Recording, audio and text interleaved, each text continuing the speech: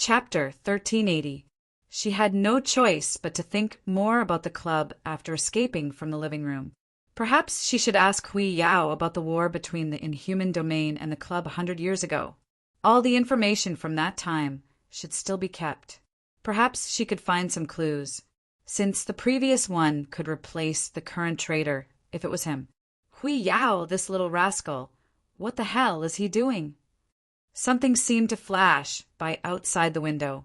Kelowna's Shinryu subconsciously looked out of the corridor window and then frowned. This is... In the living room, Luo Chiu had a strong sense of déjà vu when he saw Miss Witch hurriedly taking out things from her collar and throwing them out. She looked like an ant on a hot pan, as if she was looking for something. Luo Chiu quietly snapped his fingers. "Miss Maria, your hood seems to be over there." He then pointed at a table not far away. Thank God.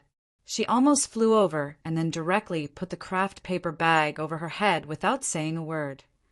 Fortunately, Master Pansy didn't see it. Otherwise, it would be terrible. By the way, where's Master Pansy? Why isn't she with you? She's preparing supper. It should be about time. Luocho smiled. Maria sighed. After calming herself down, she planned to sit back down. At this time, she found Master Moreau lying strangely in the corner like a corpse. She could not help but be stunned. Then she hurriedly ran over. As the only one who was willing to help her up, she struggled to put her down on the sofa. It seems that a lot has happened. Maria touched the sweat on her neck.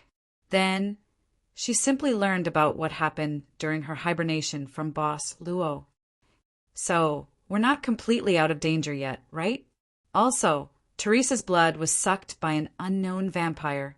Miss Maria, can't you find out the specific situation from Miss Teresa or the appearance of the criminal? Luocho suddenly asked. Maria shook her head. Our memories are not shared. We can only know each other's thoughts and experiences through communication. But my sister is fine. She probably just lost a little blood. She'll be fine as long as we replenish it later. Luocho thought for a while and said, Can you tell me, when did you and Miss Teresa become like this? Maria thought for a moment and said, It's been about 2 years. This child suddenly appeared in my body one day. Didn't you two grow up together? Maria shook her head and said, No. In fact, in my past memory, there was no Teresa at all. I can also say with certainty that I am an only child. There's no such thing as my father or mother having an affair without my knowledge and giving birth to a younger sister outside. She really did appear in my body one day, or rather, she became me. Then, before she appeared, did Miss Maria do anything or encounter anything special? Boss Luo thought for a while and asked, What did I do? Maria recalled and said, If you want to say so, I've been wondering if it was because of that expedition. But in fact, later I contacted the participants of the expedition team, and it seemed that only I had such a situation. What kind of expedition? We just went to explore the tomb of an ancient pharaoh. Miss Witch shrugged and said, That tomb was so poor that there wasn't anything valuable in it. In the end, we only found a ring. Our companions said that it was the ring of the eagle god. Later, I found someone to appraise it, and that guy said that it was just a replica and had no value. The ring of the eagle god. Boss Luo's heart skipped a beat. Is it the Eye of Horus? Yes, there is such a name. Maria was not surprised that Luocho knew about this. After all, in her opinion, since this young healing magician could be the partner of the master of Pansy, he was probably not an ignorant and incompetent gigolo. Then what happened to this ring? It's just a replica, Miss Witch said indifferently. Miss Witch said nonchalantly. Later, he was casually sold to a member of an expedition team that was also exploring nearby. His name was, what was it again? I think he was the descendant of a very famous musician. I can't remember. Luocho said, This happened after the ring was sold and before Hiawassee sold the ring. Not long after the ring was sold, right? Maria thought carefully and said, It should be not long after I left Egypt and returned to Britain. In fact, after this incident, I went back to the tomb of the ancient pharaoh alone, but I didn't find anything. In fact, I also thought that it might be because of the ring. Maybe the ring itself has some mysterious power, but I didn't identify it at that time. But the person who bought the ring at that time couldn't be found. I see, Boss Luo nodded. It turned out that the Eye of Horus in Miss Chiao En's hand that he met at the airport came from this way. Then, Miss Teresa, didn't you say where you came from? She said she forgot. Maria said helplessly, "This child seems to have forgotten a lot of things. She even forgot her name. I was the one who gave her the name Teresa. These 2 years were quite inconvenient when I think about it. She was like a blank piece of paper. In order to teach her, I even postponed many appointments. Then I unknowingly reached this age. But Miss Maria seems to care a lot about Miss Teresa." Boss Luo smiled and said, "Otherwise you wouldn't have allowed her to spend time with you. I can see that Miss Teresa is quite satisfied with her current life in this world." Maybe. She seemed to be a little dispirited. "Miss Maria, can you tell me the exact location of the tomb of the pharaoh at that time?" "It's not impossible." Maria blinked and said, "But that tomb has been emptied. There's nothing left." Luocio smiled and said, "If there's a chance, just treat it as an archaeology." Miss Witch shrugged, took out a pen and paper from her collar, and wrote a set of numbers on it. "Latitude and longitude, okay?" Luocio nodded. "That's the best." At this moment, the door of the living room opened, and little butterfly monster walked in first. She held a tray with both hands, and the aroma of the food floated slowly. "Boss, we can start eating." This big sister woke up. What's on her face? If it was only Master Pansy who came in, Maria wouldn't feel anything, but it was... why was there one more? "It's someone I met on the way." Boss Luo gave such an explanation.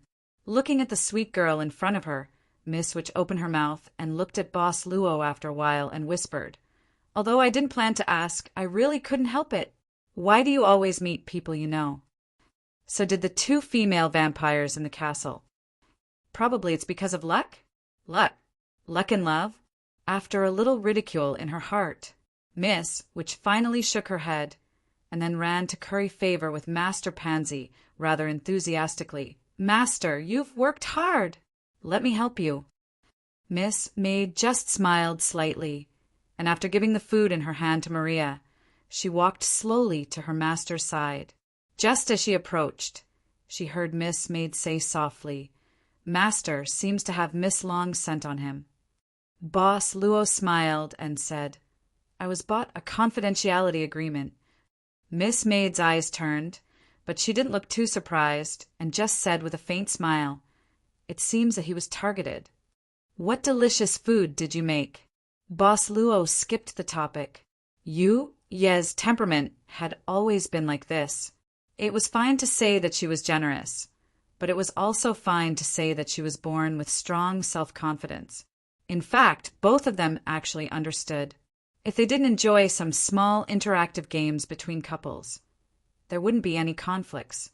The degree of mutual trust could only be broken when a stronger power that could change his and her memories appeared. Obviously, such a power didn't exist. Miss Maid said, "Because it's a midnight snack, I prepared some light dishes and made some floury dishes." Miss Agile also helped a lot. She carefully introduced those arts like food. Luocio listened very happily as usual. At the same time, he secretly connected with the altar again. Judgment. This time, her life didn't disappear. It seemed that the previous owner didn't do anything to Miss Maid. Would she know that he had removed part of the restriction? Boss Luo couldn't help but think. But no matter what, he still didn't feel any potential threat, not even a sense of uneasiness.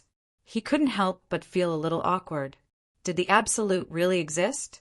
At this time, there were some noises outside the house. It seemed to be from the inside of the town. There seemed to be some commotion in the town. What happened? Miss, which became nervous all of a sudden. Boss Luo waved his hand, the huge curved screen. that Shinryu complained about directly opened. It showed everything that happened in the town at a glance. Oh, this is a good surgical method. Maria was stunned, but she couldn't figure out which magic method this was. Obviously, in the magician's world, there were many similar methods. Maria knew that this little brother of hers was far more powerful than she imagined when this little brother of hers with healing ability absorbed all the magic power of the highly concentrated secret crystal in an instant. So, when the curved screen appeared, she wasn't too surprised. What are they doing? In the projection inside the town, the vampires of the Torito clan seemed to have some internal strife. Now, both sides were confronting each other. The modern world, Eurasia, on a mountain peak not far from the Holy Land. There was a fierce storm. The lights of the Holy Land in the distance seemed to be extinguished at any time in the wind and rain. Suddenly, the sky was filled with thunderbolts. Then several bucket-sized thunderbolts intertwined. The space was distorted, and a figure slowly appeared. It had a red, muscular upper body, legs that looked like the hind legs of a black goat and flapping black wings. It looked like the demon described in all the literature. The thunderbolts dispersed, and it stood in the wind and rain, letting the storm wash over its body. Its dark, red, gem-like eyes were now looking at the Holy Land not far away. It stretched out its hand and gently held it. Legend, the barren land, demon language. Suddenly, it swooped down and crashed into a cave on the mountain peak. Walking on the muddy ground leading to the inner part of the cave, the water on its body quickly receded. It didn't take much time to reach the deepest place. There was an old man here. He should have looked healthy, but his grayish-white hair had already fallen halfway to his waist. The old man seemed to live here. There was only a simple stone bed, some dry straw on the bed, and an old music box. At this time, the old man was standing in front of the rock wall. In addition, there were candlesticks all around. The light made this place very bright. It looked at what the old man was doing at this time. He was painting a mural on the rock wall with some kind of plant ink. Master. The demon in the cave lowered its head at this time, kneeling on the ground with one knee, and whispered, "The subworld seal is too strong now. I spent a lot of time to use this demon's body to avoid the monitoring of the Rhea system and arrive here." The old man didn't respond, but continued to paint the mural. At this time, the demon said again, "The arrangement is almost done." The old man suddenly stopped, lowered his head, and looked at what he had just painted on the rock wall. After a while, he said, "I lost another part of my memory. I can't remember your name. It's already so serious." The demon suddenly raised its head. The old man slowly said, "It can't support me for long. And obviously, the restriction I set for the next one when I left has been noticed." "It's so fast." The demon was slightly surprised. The old man shook his head and said, "There's nothing to be surprised about. This is something I knew from the beginning. What I can do is to minimize the next one's interest in me, and this has almost exhausted half of my accumulation." "Master, then won't you become very dangerous?" "No, relatively speaking, I will still be safe." The old man shook his head and slowly walked back to the stone bed. "It doesn't matter, even if this part of the restriction has been removed. Anyway, I can't cause any substantial harm to the next one. Or, in this multidimensional world, there is no such thing. But because of this, I will be safer." "You mean," the old man smiled and said, "because there is no harm and I am standing in the absolute center, I can't see clearly what is behind me, and I can't be sure to what extent the thing behind me can do? I will be doubtful if there is anything that can contend against it, even if the thing behind me has proven time and time again that it has no opponent. Being suspicious has always been an individual's nature. So no matter how much the next one knows, no matter what kind of safe environment he is in, he will still be unable to help but think, to make assumptions, to do something because of something that doesn't exist. When he comes back to his senses, he will understand that all this is just him fighting against the air. When it is relatively low, we have a relatively sufficient amount of time. With a bitter smile, the old man suddenly said, "We don't have any means to contend against the origin, so we can only play this kind of psychological trick." "Time, is it really enough?" the demon whispered. The old man was silent for a moment and said, "In order to not let the same thing happen again, we can only do this. This is the last time you will see me. Next time, you should not be able to see me. After I disappear, you can begin." "Master," the demon whispered.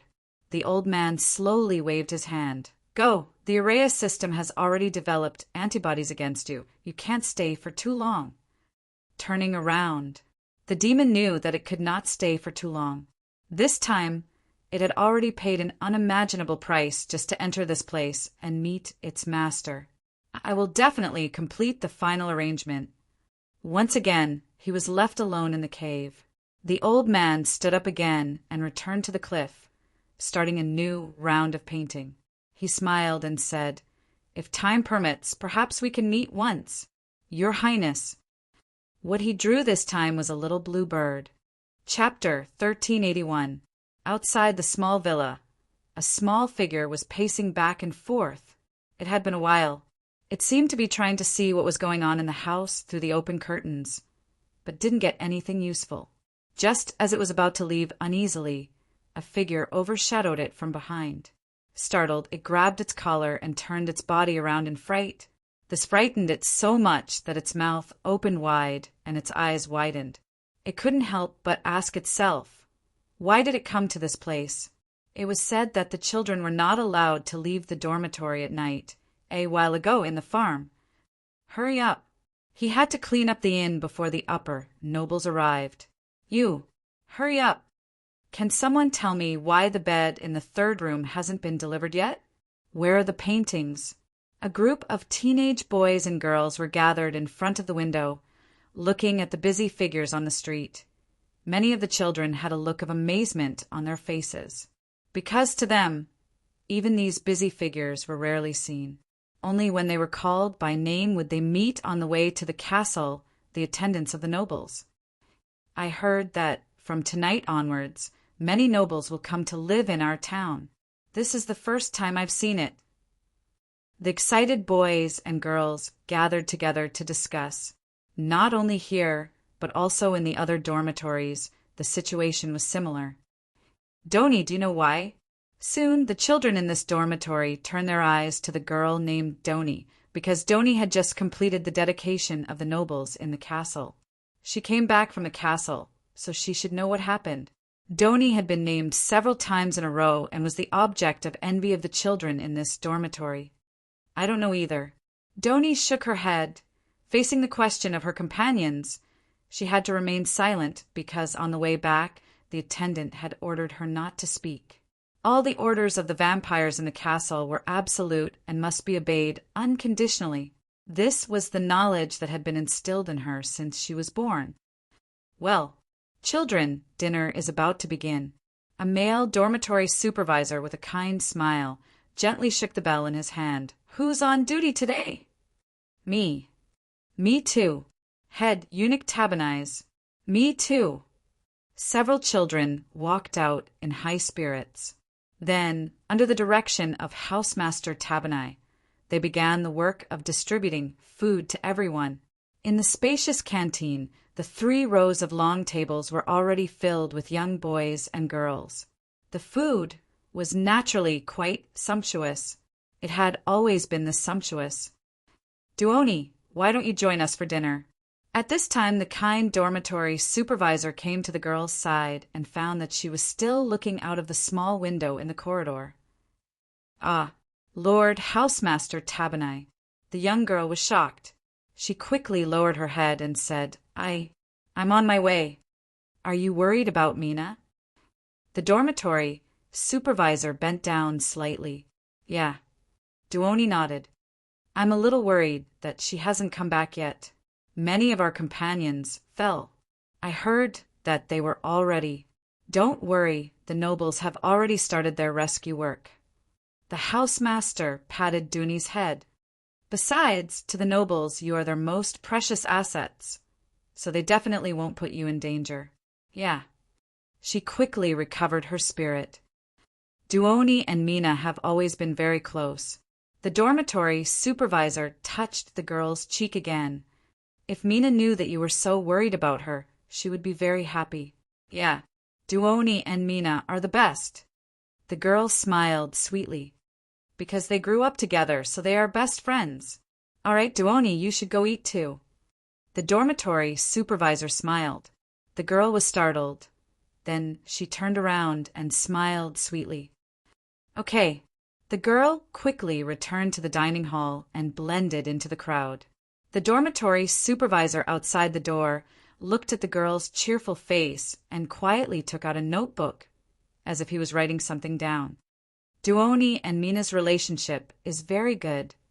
The dormitory supervisor wrote while talking to himself. Maybe next time it can be a special recommendation. If it's reported, there should be nobles who like it, right? But before that, Duoni doesn't seem too bad. A plaything for the nobles. Dormitory supervisor Tabini.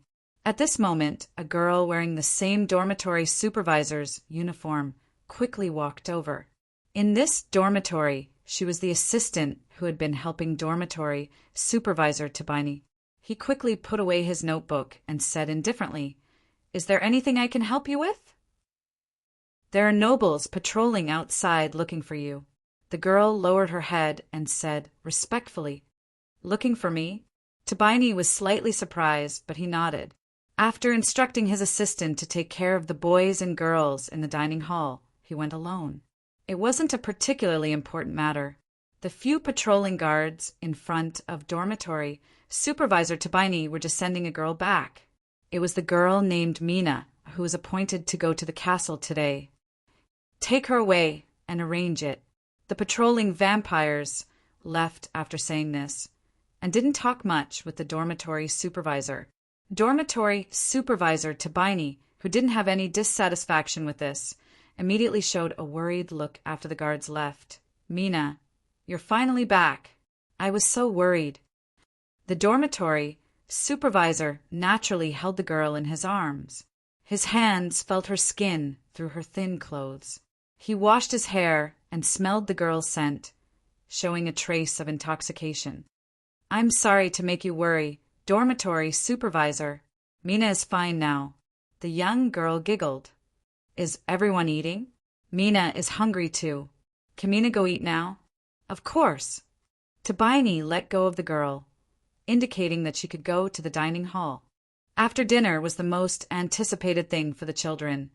The dormitory supervisor told the children some stories that weren't in the curriculum. Not every dormitory had similar activities. In the town, children of similar age were habitually arranged in the same dormitory. For example, 7 to 8 years old, 9 to 10 years old, and so on. This was the dormitory for children between 13 to 15 years old.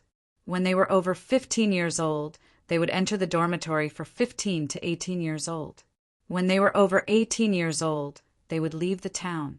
Everyone knew that the town was a safety circle, but when they grew up at 18 years old, they had to shoulder the mission of exploring the dangerous areas outside and bringing back more new lives from the outside. It was said that this kind of after-dinner storytelling was no longer popular in the last dormitory. But some of the children who had just moved up from the lower dormitory were still looking forward to this kind of activity. Of course, some children had chosen to skip it, because their daily homework had begun to increase, in order to gain more favor in the last few years of the life of the nobles. Only the children that the nobles liked the most could enter the castle again after they grew up and continue to serve the nobles as attendants. Among the children, this kind of legend had always been circulating. At this time, in the bathroom, because most of the children were participating in the activities, there were very few people at this time. Only now did Doni have time to talk to Mina, who had returned halfway. "You scared me to death. I thought you wouldn't come back." Amidst the dense steam, the smaller Duoni threw herself into Mina's arms and sobbed softly. "Didn't you come back safely?" Mina softly and gently comforted her, while stroking Doni's smooth neck. There were only 2 small marks left on her neck.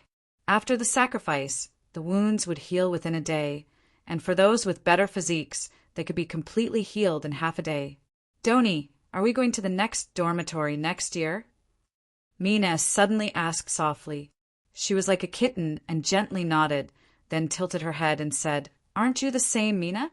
We came to this dormitory together, so of course we will leave this dormitory together and go to the next one. Mina giggled and said, That's true, it should be good to change to a new one this time. As she said, she suddenly turned Doni around and hugged her from behind, gently rubbing her face on Doni's neck. Itchy, itchy. Is this the feeling? Mina laughed softly at this time, and at the same time opened her mouth slightly. Like a fish's lips, she sucked on Doni's neck, and the teeth in her mouth gently rubbed against her skin at the same time. It was a little numb and tingling feeling, but it was slightly different from the last time when the aristocrat sucked. After all, she didn't have the sharp teeth of the aristocrat, so she couldn't pierce her skin. But Mina began to bite a little harder. The pain was a little bit closer to the level when the aristocrat sucked. Her body naturally showed the next step. The feeling of being sucked by the aristocrat seemed to be emerging from the inside of her body. It was like a dream, and Doni couldn't even tell whether it was Mina behind her or the aristocrat who kept calling her name. She seemed to be completely overwhelmed by a feeling of happiness and murmured, Mina, when we grow up, even if we leave this place, we will always be together. Mina, the steam was getting thicker. The bathroom door suddenly opened, and at this time, a few girls slowly walked in, whispering softly. I feel that the story now is not as interesting as before. Why don't we not join tomorrow? We have a lot of homework to do. Hey, is there already someone here? Who is it? The sound startled the two girls in the pool. They quickly separated. Doni subconsciously touched her neck, and her fingers seemed to have touched a row of neat teeth marks. She couldn't help but pout and look at Mina. You left teeth marks again. I can't wear clothes that show my neck tomorrow. Mina smiled and said, Doni really likes to wear beautiful clothes. They laughed and said, wrapped themselves in bath towels, and walked to the changing room. When they passed by, they met a few girls who came in, smiled and said hello to each other, and then went their separate ways. Then they went back to their own things. When leaving the changing room, Mina suddenly turned around and said, Don't worry, even if we leave here, we will always be together with Doni. Doni couldn't help but be startled. When she stepped out of the changing room, she saw a figure outside the door who seemed to have been waiting here for a long time. Housemaster Tabini. Sidoni was taken aback. She then hurriedly greeted the dormitory head warden. At this time, Housemaster Tabini smiled and said, Don't be nervous, I'm just patrolling the dormitory. Are you all done bathing? Doni blushed slightly and nodded. Housemaster Tabini said, In that case, go to bed early. By the way, Mina, come with me. There are some things I want to ask you alone. Sure, Mina agreed without even thinking about it. Doni just looked at her strangely and didn't ask anything. Although it was rare for a housemaster to ask someone alone at this time, it happened occasionally. She watched as Mina followed behind the dormitory supervisor and gradually walked into the darkness of the corridor. Not long after, their figures disappeared from her sight. She suddenly felt a sense of loss. Shaking her head, the girl quickly calmed herself down and walked to her room. Should I help Mina make the quilt? She thought. Perhaps she could just sleep on the same bed tonight. Ah, the key. When the girl returned to her room, she realized that when she left the changing room, she forgot to get the key because she was in a daze. So she hurriedly went back the way she came. Fortunately, she soon found the key in the changing room. The girl inside seemed to be playing with it. Let's go back. Doni smiled, but she suddenly stopped because she vaguely heard the girl inside talking about her. Although she knew that eavesdropping was bad behavior, she wanted to have an urge. But for some reason, she had an urge to eavesdrop on them. She subconsciously swallowed her saliva and inched closer to the door, pressing her ear against it. She was extremely nervous. It was the first time for her to do this kind of thing. I don't understand. What's so good about Doni? Why does she get called out by the nobles every time? It must be because she's too lazy and her breasts are too big. I heard that the nobles prefer to call out girls with small breasts. What did the boys say? No matter how small they are, they can't be compared with the boys. Okay, stop arguing. Let me ask you something. Who was the girl with Doni just now? I don't remember, right? Just now. Oh, right, who is this child? Is there such a child in our dormitory? They were talking about Mina. Doni was stunned, and then suddenly felt a sharp pain in her head. Chapter 1382. In the room lit by candles, there was a strange fragrance and a slight smell of sweat in the air. After the girl finished bathing, her hair was still wet. Her slightly moist hair casually draped over her back, and one side of her nightgown had already fallen down to her shoulders, revealing the silky smooth skin between her shoulders and neck. The dormitory supervisor, Tabener, was kneeling not far away from the girl. His hands were tied behind his back, and at the same time his eyes were covered by a black cloth. Saliva was slowly flowing out from his mouth. At this moment, the girl was sitting on the bed with her legs crossed, and she was holding a notebook that the dormitory supervisor usually carried with him. Slap! The girl also held a 2-foot-long whip in her hand, and the whip directly hit Tabener's back. At this moment, he was only wearing a pair of pants, and there were several bright, red bruises on his back, which were obviously caused by the whip. The dormitory supervisor didn't whine. Instead, he suddenly raised his head like a pet waiting to be fed. His eyes were covered by the black cloth, but the rest of his face revealed a longing expression. Mr. Dormitory Supervisor, do you usually bring the children here to do this kind of thing? The girl's voice suddenly sounded with a sweet smile. Use this hallucinogenic spice to make the children lose themselves, and then do some strange things. Tabener seemed not to hear it, and his face was still strangely infatuated. The young girl raised her hand again, and the long whip in her palm struck the dormitory supervisor's back again. She lowered her head to look at the notebook in her hand, and said with a smile, "It's really detailed. Every child's characteristics have been recorded. Is this the proof you usually use to pick prey? It's also recorded in detail.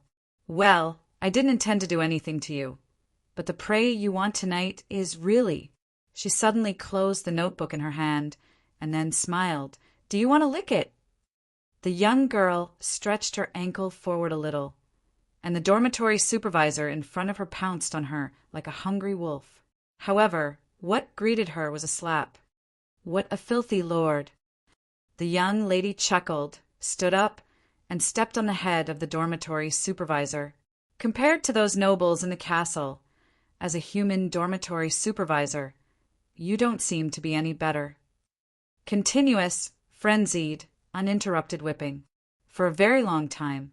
When the scars on the dormitory supervisor's back were stacked to the point that it was difficult to see his original appearance, the dormitory supervisor finally woke up from the effects of some kind of hallucinogenic gas.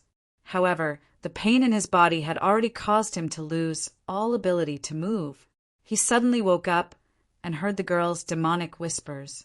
"Ah, I wonder if Mina tells these things to the nobles or their attendants. Will the dormitory supervisor be able to play this kind of game with other children in the future? Don't. I beg you. I will never do it again. Never again." He begged for mercy in horror. I was just playing around and satisfying my curiosity. I couldn't do anything to those children. I can't do it. Let me go. Of course I know." The young lady rubbed her wrist at this time, as if it was sore from the whipping. If the dormitory supervisor really did something, he would have disappeared long ago, right? The nobles are very sensitive to the purity of children. Of course, he couldn't do anything practical. The nobles in the castle naturally wouldn't allow a real human male to become a dormitory supervisor here. Even if it was a male, he would have to go through some special treatment. By the way, dormitory supervisor Tabenel, Do you want to be happy? The young lady suddenly lowered her head and asked, Lou, happy? He subconsciously opened his mouth, but at this time he felt the black cloth covering his eyes was suddenly lifted. He heard the young lady's voice.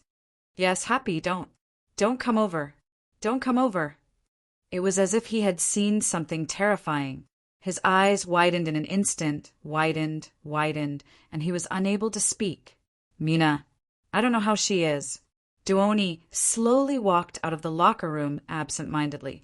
Thinking of the conversation of the young ladies in the bathroom, she felt a little uneasy. How could they not remember Mina? We grew up together. When we were young, we played together on the grass outside the town, ate together, and went to class together. She couldn't understand, but unconsciously, she came to dormitory supervisor Tabinal's room. Duoni was a little worried and grabbed the clothes in front of her chest. I don't know what Mina and dormitory supervisor Tabinal are talking about. If I knock on the door now, will I disturb them? She hesitated for a long time in front of the door, and finally she plucked up the courage, but at this time she found that the door didn't seem to be completely closed. There was still a little gap left. The candlelight in the room showed a little bit of light. Duoni's heart suddenly beat faster. Perhaps if it was just a glance? If they are still talking, let's go back first. Just a glance, her hand uncontrollably reached for the door handle, and she became more and more nervous, just like when she was eavesdropping in the locker room just now. She had never done anything like this before, but for some reason, this kind of eavesdropping and even peeping seemed to possess an extremely great and irresistible magic that drove her body and her thoughts. Unknowingly, she had completely deviated from the education she had received in class until now. She had gone against her own character setting. Duoni was supposed to be an obedient child. Her breathing suddenly became rapid. It was a kind of feeling that, although she wasn't suffocating, no matter how hard she breathed, she felt that her lungs couldn't be fully opened. Her mind was blank at this time. Finally, her hand was completely on the door handle. Just as she was about to push it open, the door suddenly opened, and the one who came out was Mina. Mina! Duoni was startled and took a few steps back. Her body directly hit the wall behind her, and she was at a loss of what to do. Duoni, why are you here? At this time, Mina was curiously looking at the girl in the same room with her, then smiled and said, Are you looking for me? Duoni quickly nodded and said in a panic, I saw that you weren't back yet, so I was a little worried, so I was just chatting with Mr. Dormitory Master. There's nothing to worry about. Mina patted her chest and said energetically, Look, falling into the crack is so dangerous, but I came back. Don't worry, don't worry. That's right. Duoni nodded, subconsciously. It seemed that as long as Mina was here, she would feel very safe. She was always so reliable. Then Mina turned around and closed the door of the room, and said very politely, Mr. Dormitory Master Tabinal, thank you very much for your teaching tonight. Mina will remember it well. Good night. The door closed. Duoni poked her head out, but she only saw the kind dormitory master standing by the window looking out. Let's go back. Mina stretched and then held Duoni's hand. I'm so tired. Today, I feel like I can fall asleep as soon as I lie down. Duoni, let's sleep together tonight, okay? I was planning to do that. She seemed to have forgotten why she came here. The girls disappeared in the corridor. In the dormitory master's room, Dormitory Master Tabinal was wearing his usual work clothes, tidying himself up neatly. He put his personal notebook on the bedside. There was an envelope on it. Then Dormitory Master Tabinal slowly walked to the window. Suddenly, a strange smile appeared on his face. His eyes looked straight ahead as if he saw something precious. He eagerly reached out to grab what he saw with his eyes. Just like that, he stepped over the window frame, falling. Before she could cry out in alarm, her mouth was covered by a hand. Her eyes were still wide open, with the dim light from the small villa and the hazy night, she saw the person in front of her clearly. It was a mature woman. The woman in front of her had black hair, which was very rare in this town, and gentle facial features that were different from most of the children. She was also tall. She was not a dormitory master, nor a town manager. Every dormitory master and town manager in this town could be called by name, except for this woman in front of her. Could it be? I'll let you go. So stop shouting, do you hear me? Duoni was stunned. She did not see the woman in front of her speak, but for some reason, the woman's voice was directly imprinted in her mind. She could not even hear the meaning of the sentence, but she could easily understand the meaning of the sentence. The girl nodded subconsciously. The woman in front of her slowly let go of her hand. Kelowna's Shinryu had one hand on her waist. She looked down at the little girl who was sneaking around outside the villa and suddenly narrowed her eyes. This kind of gaze made Duoni feel a little uneasy, and she did not want to look at the woman in the eyes. You are not looking for someone, are you? Long Shirua retracted her gaze, although the other party still hadn't opened his mouth to speak. The fact that she could hear his voice made the girl feel very surprised. However, the other party's question made her forget all of this and abruptly raise her head.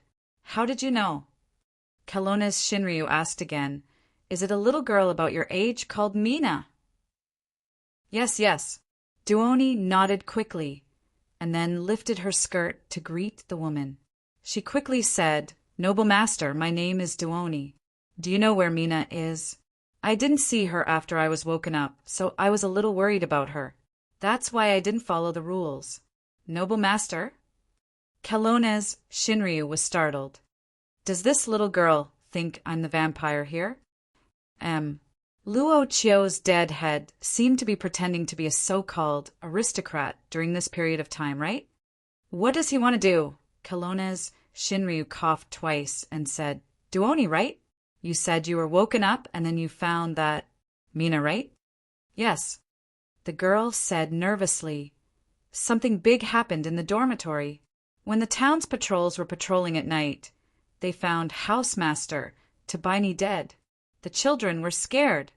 Someone died? Long Shirua was startled. How did he die? Duoni shook her head. I don't know. I heard that he slipped and fell from the window. Is that so? Long Shirua looked at her and said casually, Since he died, why did you come out? And why did you come out to look for someone? Does this have anything to do with Mina? The girl's expression suddenly became nervous. It was easy to deal with this kind of white lotus. He saw a huge advantage in this girl that he had never seen in Miss Maid. At this time, Kelowna's Shinryu was very happy. No, no, no, ha! The true dragon of godly land narrowed his eyes. He had long heard about the clan's farm.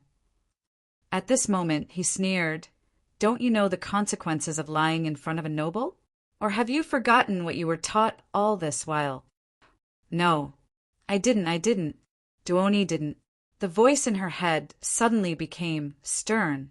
The noble lord in front of her seemed to be more terrifying than anyone she had ever seen before. It was as if he had a pair of demon horns on his head. The girl couldn't help but tremble slightly. Under the immense pressure, she trembled as she spoke the truth. So, Long Shirua frowned. That strange child is the last person who saw your housemaster, right? Duoni nodded. Kelowna's Shinryu muttered, I always felt that this girl was strange. I always felt that something was wrong. Noble master? Duoni looked at him in confusion. This time she could hear the noble master speak, but she couldn't understand what he was talking about. I'm suddenly very interested in this Mina you're talking about. Kelowna's Shinryu smiled at this time. You, tell me in detail about her.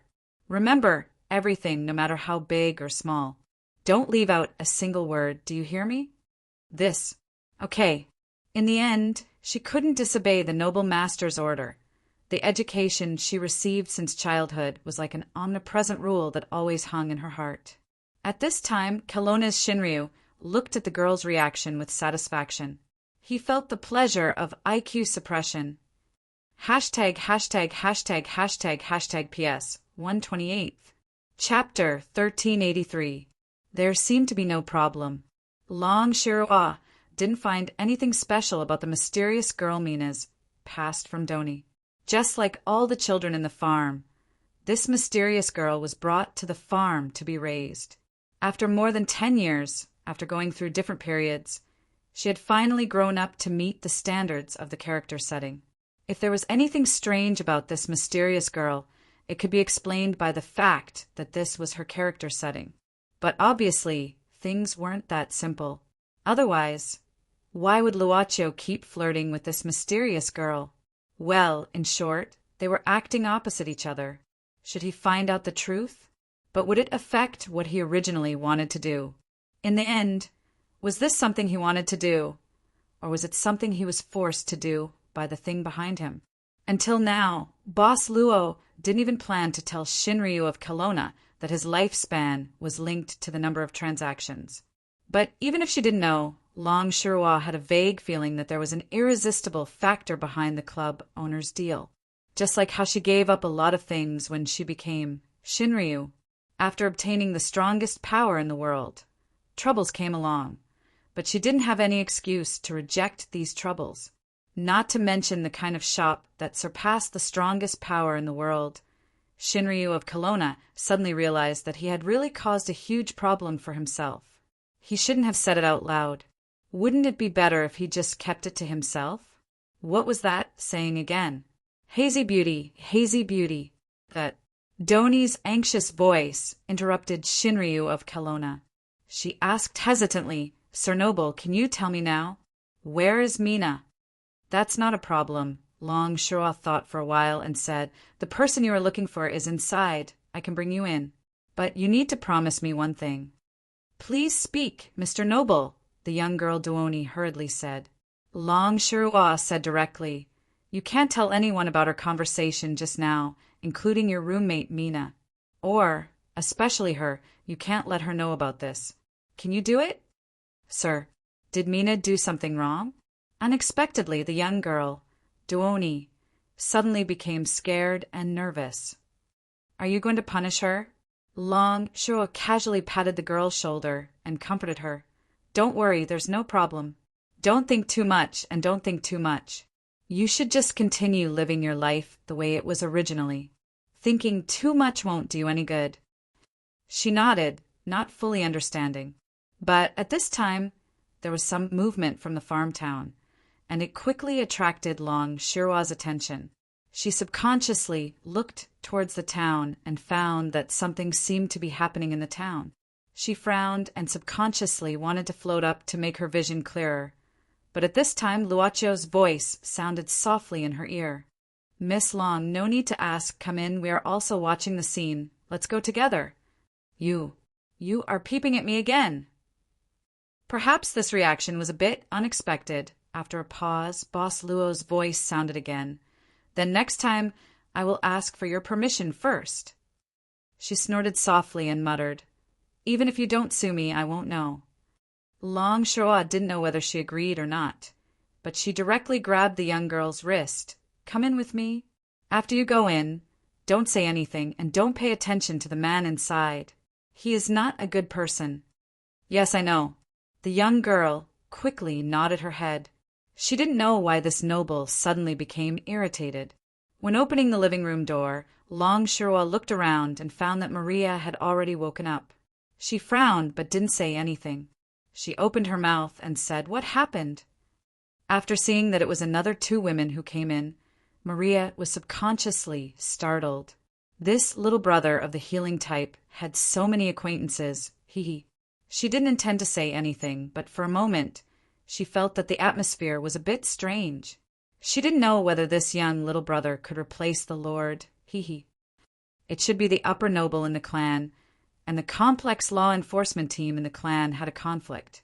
Boss Luo looked at the scene and said casually, This clan's acting Grand Duke had something to do and temporarily left the clan's authority to his confidant, and he gave an order that made the upper noble extremely dissatisfied. In addition, there seems to be some other small disturbances mixed in. As he said, Boss Luo suddenly looked at the young girl beside Long Shirua and nodded as a greeting. At this time, the young girl, who still remembered the noble master's order, quickly hid behind the noble master and didn't dare to look at the man in the living room. Boss Luo then looked at Kelowna's Shinryu, who felt that he was caught by the tail at this time, straightened his chest at this time. Luocho smiled and said, "Don't stand there, come here." Kelowna's Shinryu rolled his eyes and simply dragged the young girl to the side of the little butterfly monster. Then he kept looking at the servant girl beside Boss Luo, as if he was trying to see if he could find something from her. There was nothing. The only feeling was that the pleasure he got from the White Lotus girl, Dory, was instantly gone. "Ah, father." Unexpectedly, when she saw the curved screen, the young girl suddenly exclaimed in a low voice.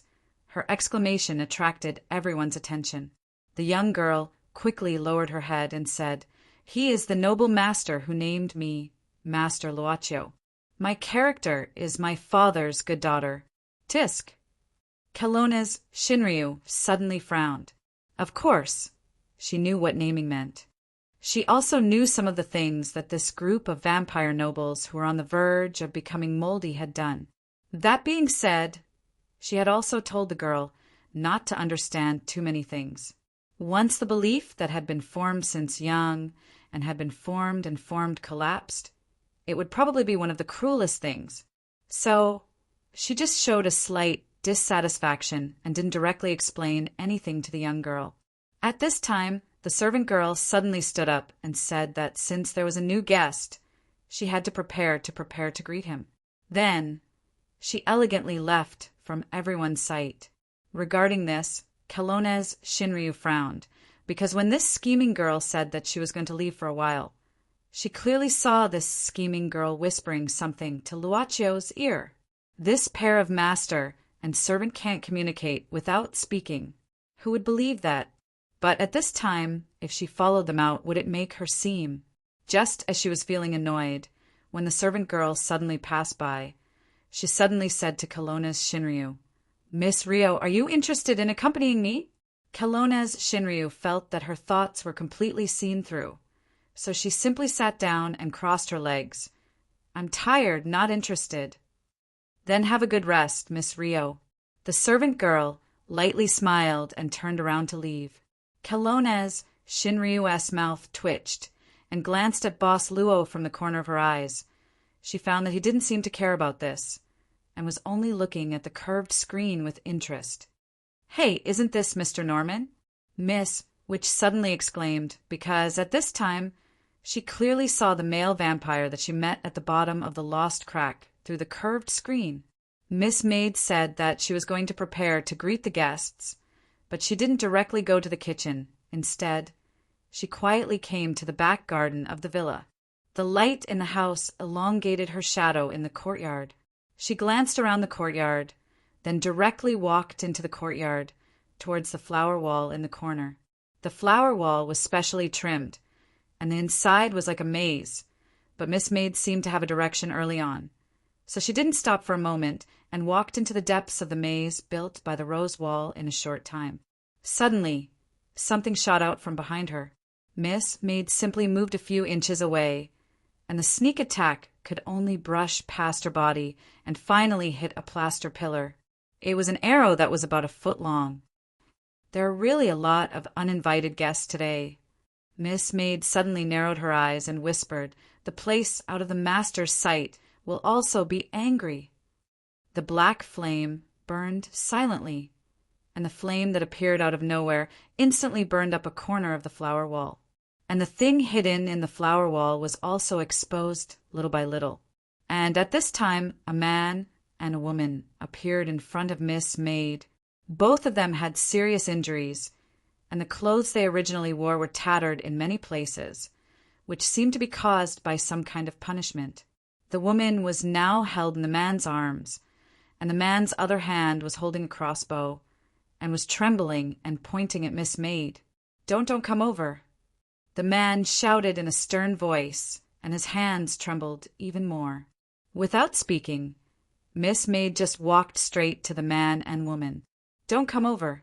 I'll really kill you." The man said in horror at this time.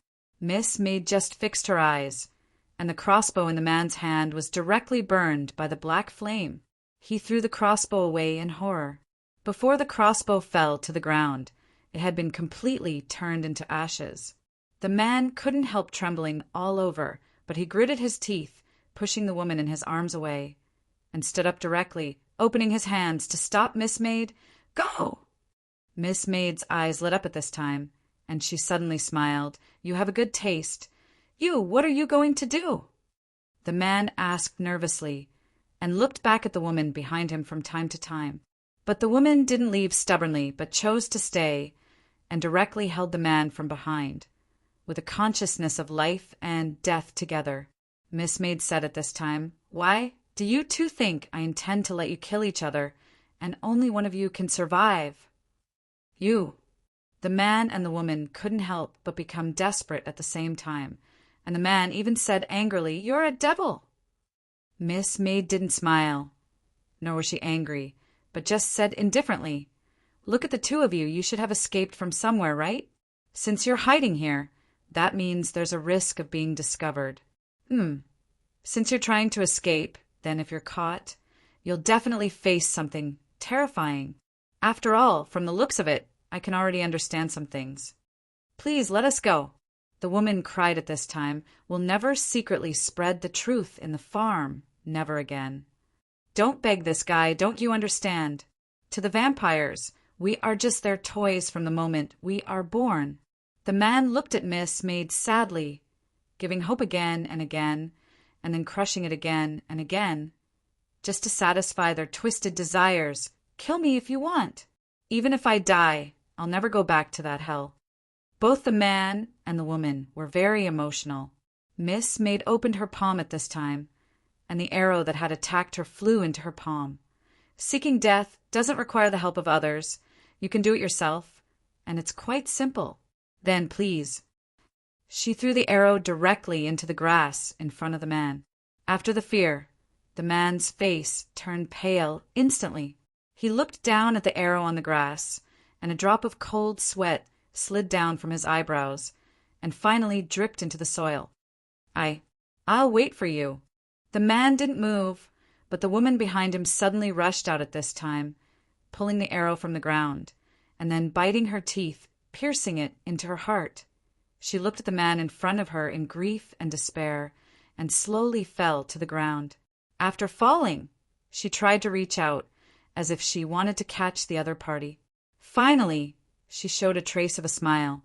The man's mind went blank instantly.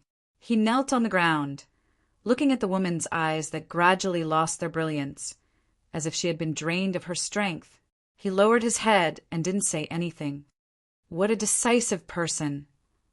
Miss Maid was still expressionless, looking at the man in front of her, and said indifferently, "Relatively speaking, but it's not bad to end it so quickly. After all, it can reduce some pain. So, are you going to accompany her? I can consider burying you here. The environment here looks very beautiful." Are you kidding?" The man suddenly raised his head, and his eyes were still frightened. "Noble master, I'm willing to go back. I'm going to be your breeding pig.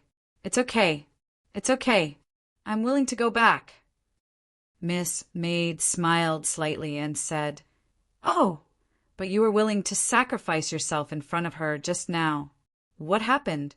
Sir, did you not think clearly for a while? If you go back, your life may be even more difficult. It's better than dying here." The man swallowed his saliva. "Besides, I've been taking care of this woman, just to let her protect me from some danger. Now, it's not necessary at all. Noble master, I'm very strong, and I've been mentioned by other noble masters in the past. My genes are excellent, and I can definitely produce more excellent varieties. I can still carry on with the breeding. I really can." "Really?" Miss Maid just nodded, then stepped back a few steps, and then looked at the woman on the ground, and said indifferently, "I'll wait for you behind." With that, she slowly left this place. The man was surprised for a moment, and finally seemed to think of something. He looked down at the woman under him, only to find that her body began to burn little by little, and finally turned into many black flame butterflies and finally dissipated. He suddenly turned back. The woman was standing behind him. Hashtag, hashtag, hashtag, hashtag, hashtag PS. This is to make up for yesterday's update. Today's update is included, and tomorrow's original update is included. Baidu Search Shanghba 1 Chinese Network. No advertising message. Chapter 1384. Black butterflies were fluttering in the air, accompanied by some tragic and sharp sounds coming from behind. A black butterfly stopped in between Miss Maid's fingers, flapping its wings. Even though it was just a work of flames, it looked very lifelike. The tragic sounds suddenly stopped.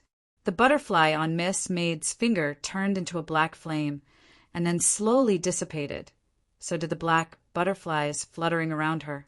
Yu Yi slowly turned around. The woman came in front of her. Her body was full of wounds, some of which were already there, some of which were just made. Some of the blood belonged to the woman, some belonged to the man. There was even a ghastly wound on the woman's face. It was caused by bites on her left cheek. A piece was bitten off, and it was still bleeding. The woman and the man had obviously gone through an extremely tragic battle. The cause was not needed to be explained in detail. Miss Maid looked at the woman's eyes and suddenly smiled. Nice eyes. Name? The woman opened her mouth slightly. Her lips were dry and wrinkled, as if she had been dehydrated for a long time. But the blood on her face slowly slid down, and soon half of her lips were wet. May. It was the same dry voice. Miss Maid took out a handkerchief, walked to the woman, meow hum, and carefully wiped the wounds on her face, but the woman did not move. She just looked at all of this blankly, and did not instinctively avoid it. Her body was numb, and she also accepted all of this. Do you want your original beauty back? Yu Yi suddenly asked.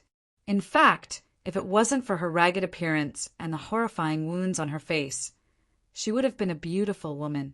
After so many years of careful selection and nurturing, there was not a single unattractive descendant of the ancients in the clan farm.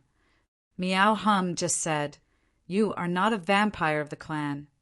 Miss Maid said indifferently, "Someone stipulated that only vampires can appear here. Do you regret it? Do you hate it? Do you regret it? If you did not meet me, maybe you could have escaped from here, or maybe you would not have become like this." There was a hint of struggle in Meg Ming's eyes. It turned from emptiness to hatred. In the end, the hatred faded away, leaving only indifference. Perhaps, even if it wasn't you, if we were to encounter similar situations in the future, the result would still be the same, right? I don't want to continue staying in that illusion. What do you want me to do? It's what you want. Miss Maid asked with a smile. Her fingers slid down and tapped on Meigong's heart. What do you want to do? Vampires. Meow Meow's eyes were filled with anger again. The source of all pain. Remove forever. I will give you the power to take revenge. Miss Maid waved her hand, and a cluster of black flames danced on her fingertips again. The flame suddenly shot towards Meow Meow's cheeks and attached itself to the bite wound on her cheek. She felt something flowing into her body at this moment. This is a seed, Miss Maid said expressionlessly. Only by devouring the soul of the target of revenge can the seed be constantly emboldened. But if you absorb the nutrients other than the target of revenge, you will die directly. Can you do that? Why help me? Although she felt that the power flowing into her body was constantly increasing, she was still a little hesitant. You don't need to know this, Miss Maid said indifferently. You only need to know that this is just an advance of the power. The more you use, the more you have to devour. One day, when the target of your revenge no longer exists, it will be the time of your death. The woman smiled. This was a completely demonic power. But what did it matter? It didn't matter anymore. The people who were still quietly paying attention to the internal conflict of the vampires in the town, suddenly heard the sound of the door opening. Miss Maid walked in with a cup of tea with an elegant smile. Seeing this, Maria was very surprised. "Master, you are a master, one of the only 3 secret potion masters in the world. How could you be tamed to this extent by a man?" She said that this was what she should do, so she eagerly went to help.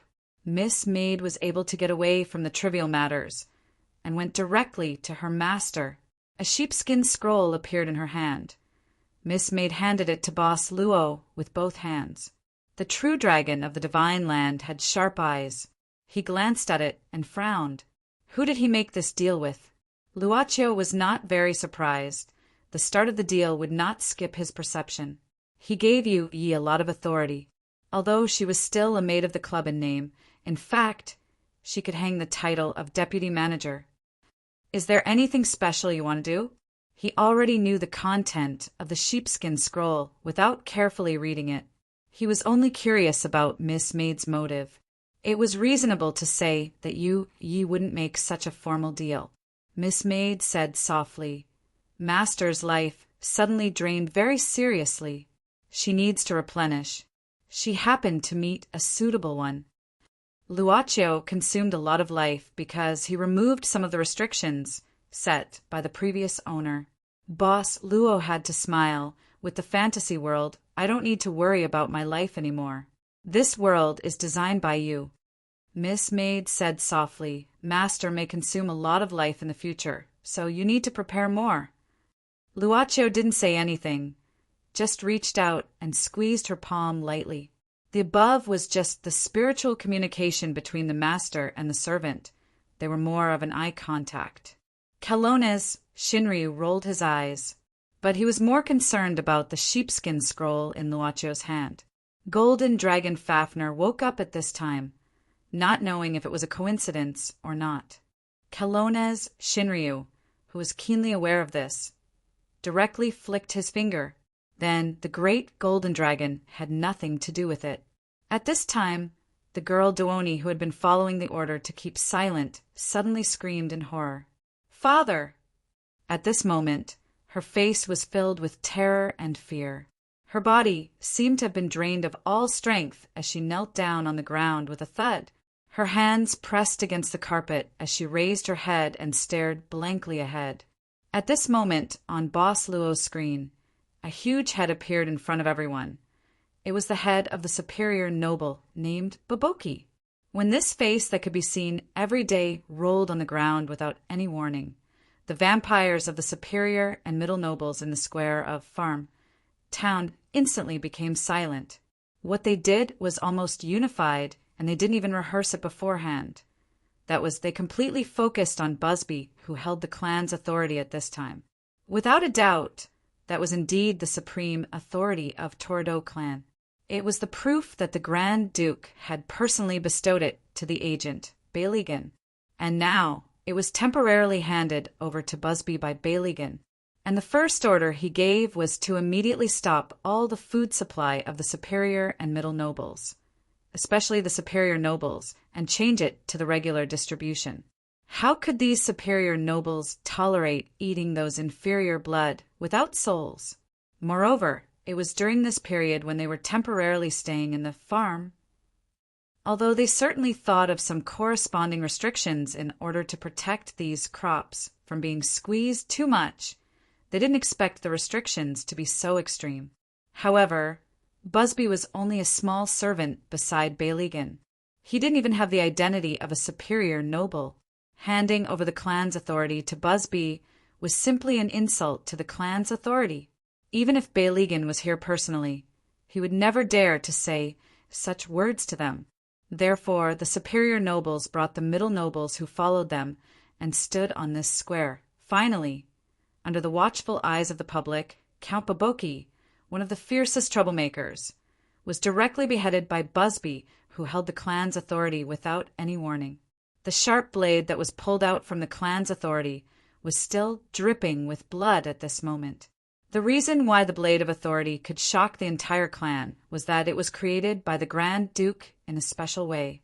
The origin of each clan could be traced back to the Grand Duke. It could be said that the clan was a group that spread out with the Grand Duke as the clan's foundation. They, and them all had the blood of Grand Duke Torito flowing in their bodies. The blade of authority could be directly used on the Grand Duke's blood. This was the reason why Busby could easily behead Count Boboki. Although Busby's sudden attack was unexpected, it actually didn't include too much of the difference in strength between them. Now, I don't know if any of you still want to question this decision. Busby slowly wiped the bloodstains on the blade of authority and inserted it back into the blade. He then looked around at the silent nobles and waved his hand. Well then, it's getting late. Please return to your residences and get some rest, your excellencies. He raised the cloak behind him, turned around, and left the square with the entire patrol team. The remaining nobles looked at the decapitated Count Boboki. Everyone tacitly turned a blind eye to their former comrade. It was as if nothing had happened. Nothing had happened. They started to chat and laugh with each other, talking about things that happened all over the world but didn't end there. Then, they led their own attendants and gradually dispersed. However, perhaps only these nobles knew whether they really treated it as if nothing had happened after all the vampires in the square had completely dispersed. A small patrol team slowly arrived and took away Count Boboki's body. No doubt this was also Busby's order. Not long after, in a mobile building in the town, Busby was sitting on a single sofa and reading a document in his hand. This place was temporarily cleared out as an office. A housemaster died. Busby's voice was low as he casually slapped the document in his hand on the table in front of him. You didn't notice this at all before it happened. What has the farm's supervisor team been doing recently? The subordinate beside him couldn't help but shudder with fear. The scene of Sir Busby beheading a superior count was still vivid in his mind. He hurriedly explained in a panic, "Sir, Housemaster Tabanai obviously committed suicide to escape punishment. From the diary and the suicide note he left behind, he was afraid that he would be discovered one day, so he couldn't withstand the intense pressure and chose to commit suicide." Busby slowly raised his head, his eyes as sharp as an eagle's. "I'm asking why this housemaster's behavior hasn't been discovered until now. This is because Tabanai used hallucinogenic drugs every time. Those crops that he played with didn't have any memory of it. In addition, if a male is arranged to work in the farm, he would be castrated beforehand, so he couldn't do any substantial harm to the crops." So, Busby coldly asked again, "I'll ask one more time. Why hasn't Tabanai's behavior been discovered until now?" This time, the subordinate suddenly understood. This superior in front of him, who now had power, didn't need an explanation at all. He instantly shivered and hurriedly said, "This time it's because the supervisor team of the farm didn't supervise properly. I'll immediately withdraw the supervisor here and punish them severely." Seeing that Busby's expression did not change, the subordinate braced himself and continued, "Other than that, the other members of the supervision team will be punished to varying degrees. I will consider replacing a new batch of responsible members. Also, I will thoroughly investigate all the male dormitories in farm. We must prevent something like this from happening again." Busby shook his head and looked at the subordinate, who was drenched in cold sweat. After a while he said, "Now let's talk about the fugitive." Yes, only then did his subordinates calm down. This time, due to the large number of people from the inner tribe entering the farm, there was chaos. Those guys took advantage of the chaos to open the cages and leave. Currently, most of the fugitives have been caught, and only 4 are still outside. However, they shouldn't have gone far. I believe we'll be able to catch them soon. Go do what you should do." Busby suddenly waved his hand and then said, "I'll go out for a while. Don't follow me." After that, he directly left. Looking at the direction, it seemed that he was going to the 7th dormitory where the murder happened. Chapter 1385. Not long after Count Popovich was beheaded, the young Lady Doni, who had grown up with the father's good daughter character, saw the scene and fainted due to the extreme grief. This girl was just an ordinary descendant of the ancients. She was healthy at most, but she was still a human. There were many ways to wake her up after she fainted, but here, no one suggested to wake the girl up. It was the true dragon of godly land who approached, picked up the girl with one hand, and placed her on the sofa. Long Shirwa frowned and said after a moment of silence, "It seems that this beheaded guy is the noble who has been calling her name. Let's not wake her up yet." "Then let's do as Ms. Long said." Luocho nodded. Long Shirwa glanced at Boss Luo's curved screen. Since she had figured out the reason for the conflict in the town, she didn't want to continue watching. The internal strife between the vampires was obviously not something that Kelowna's Shinryu cared about. She stayed here for other reasons. "Miss Long, when do you plan to leave?" Out of the blue, the club servant girl suddenly asked with a smile. The true dragon of the divine land, who always felt that there were thousands of sharp blades hidden behind the smile, frowned and said, "This is not your place. Whether I stay or not doesn't seem to have much to do with you, does it?" Miss Maid said, "Don't you know, Ms. Long? He has passed my—" She wanted to say master, but seeing that Maria was still here, she chuckled and said, "My boyfriend usually sleeps. It's not good for his health if he sleeps too late. I can't even break through the defense of this deadhead. It would be strange if he didn't have a good health. Even the former Yellow Emperor couldn't be compared to him." "Is that so? Then do as you please." Kelowna's Shinryu snorted. "I'm just waiting for someone. I'll leave when the person arrives. Don't worry." Long Shirwa grabbed Doni under her armpit and glared at Boss Luo. Then she lifted Golden Dragon and walked out of the living room. "Sister Long, where are you going?" "Smoking." Little Butterfly looked at both of them awkwardly. Finally, she hurriedly nodded in front of Boss Luo and followed Long Shirwa out. In the living room, except for Boss Luo and his servant, Miss, which was the only one left. Miss, which felt that there was a lingering smell of gunpowder in the living room, so she started laughing out loud. "Speaking of which, the one who killed in the square must be that Norman we met, right?" Maria looked at Boss Luo and Miss Maid's expressions. "I thought he was just a bronze. I didn't expect him to be a king in the clan. We were lucky to escape from under his nose." Miss Maid smiled and said, "Miss Maria Hood, don't you know yet? This villa was arranged by the Mr. Norman you mentioned. He'll come back." Miss, which was shocked. "What are we waiting for? Let's get out of here before he comes back." "Didn't I just say it?" Miss Maid said indifferently, "He needs to rest. Even if you want to do something, wait until he's rested." Looking at Master Rainbow Pansy in front of her, who looked like a qualified wife, Maria was completely speechless. This was the secret potion master that frightened the entire magician world. Then I'll wait." Maria sighed and said, "I was the one who brought the two of you to this place. I can't just leave by myself." In fact, the witch who had been replaced by Teresa had the ability to leave at this time, but if she left like this, it would be meaningless for her to go to the inhuman territory. Boss Luo suddenly said, "Just now Miss Maria told me an interesting place. Let's help her." Miss Maid nodded quickly.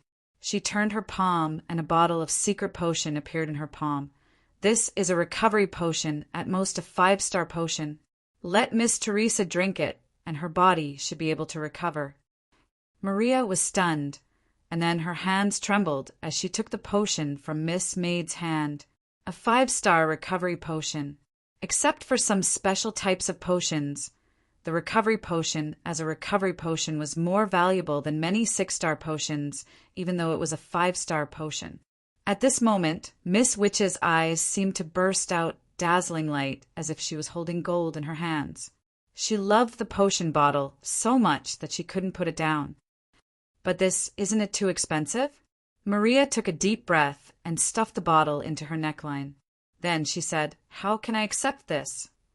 "Just take it as a reward for the information you provided me." Boss Luo smiled faintly. Don't worry about it. Besides, tonight, as long as Miss Maria doesn't leave this villa, there shouldn't be any danger. Wait until tomorrow.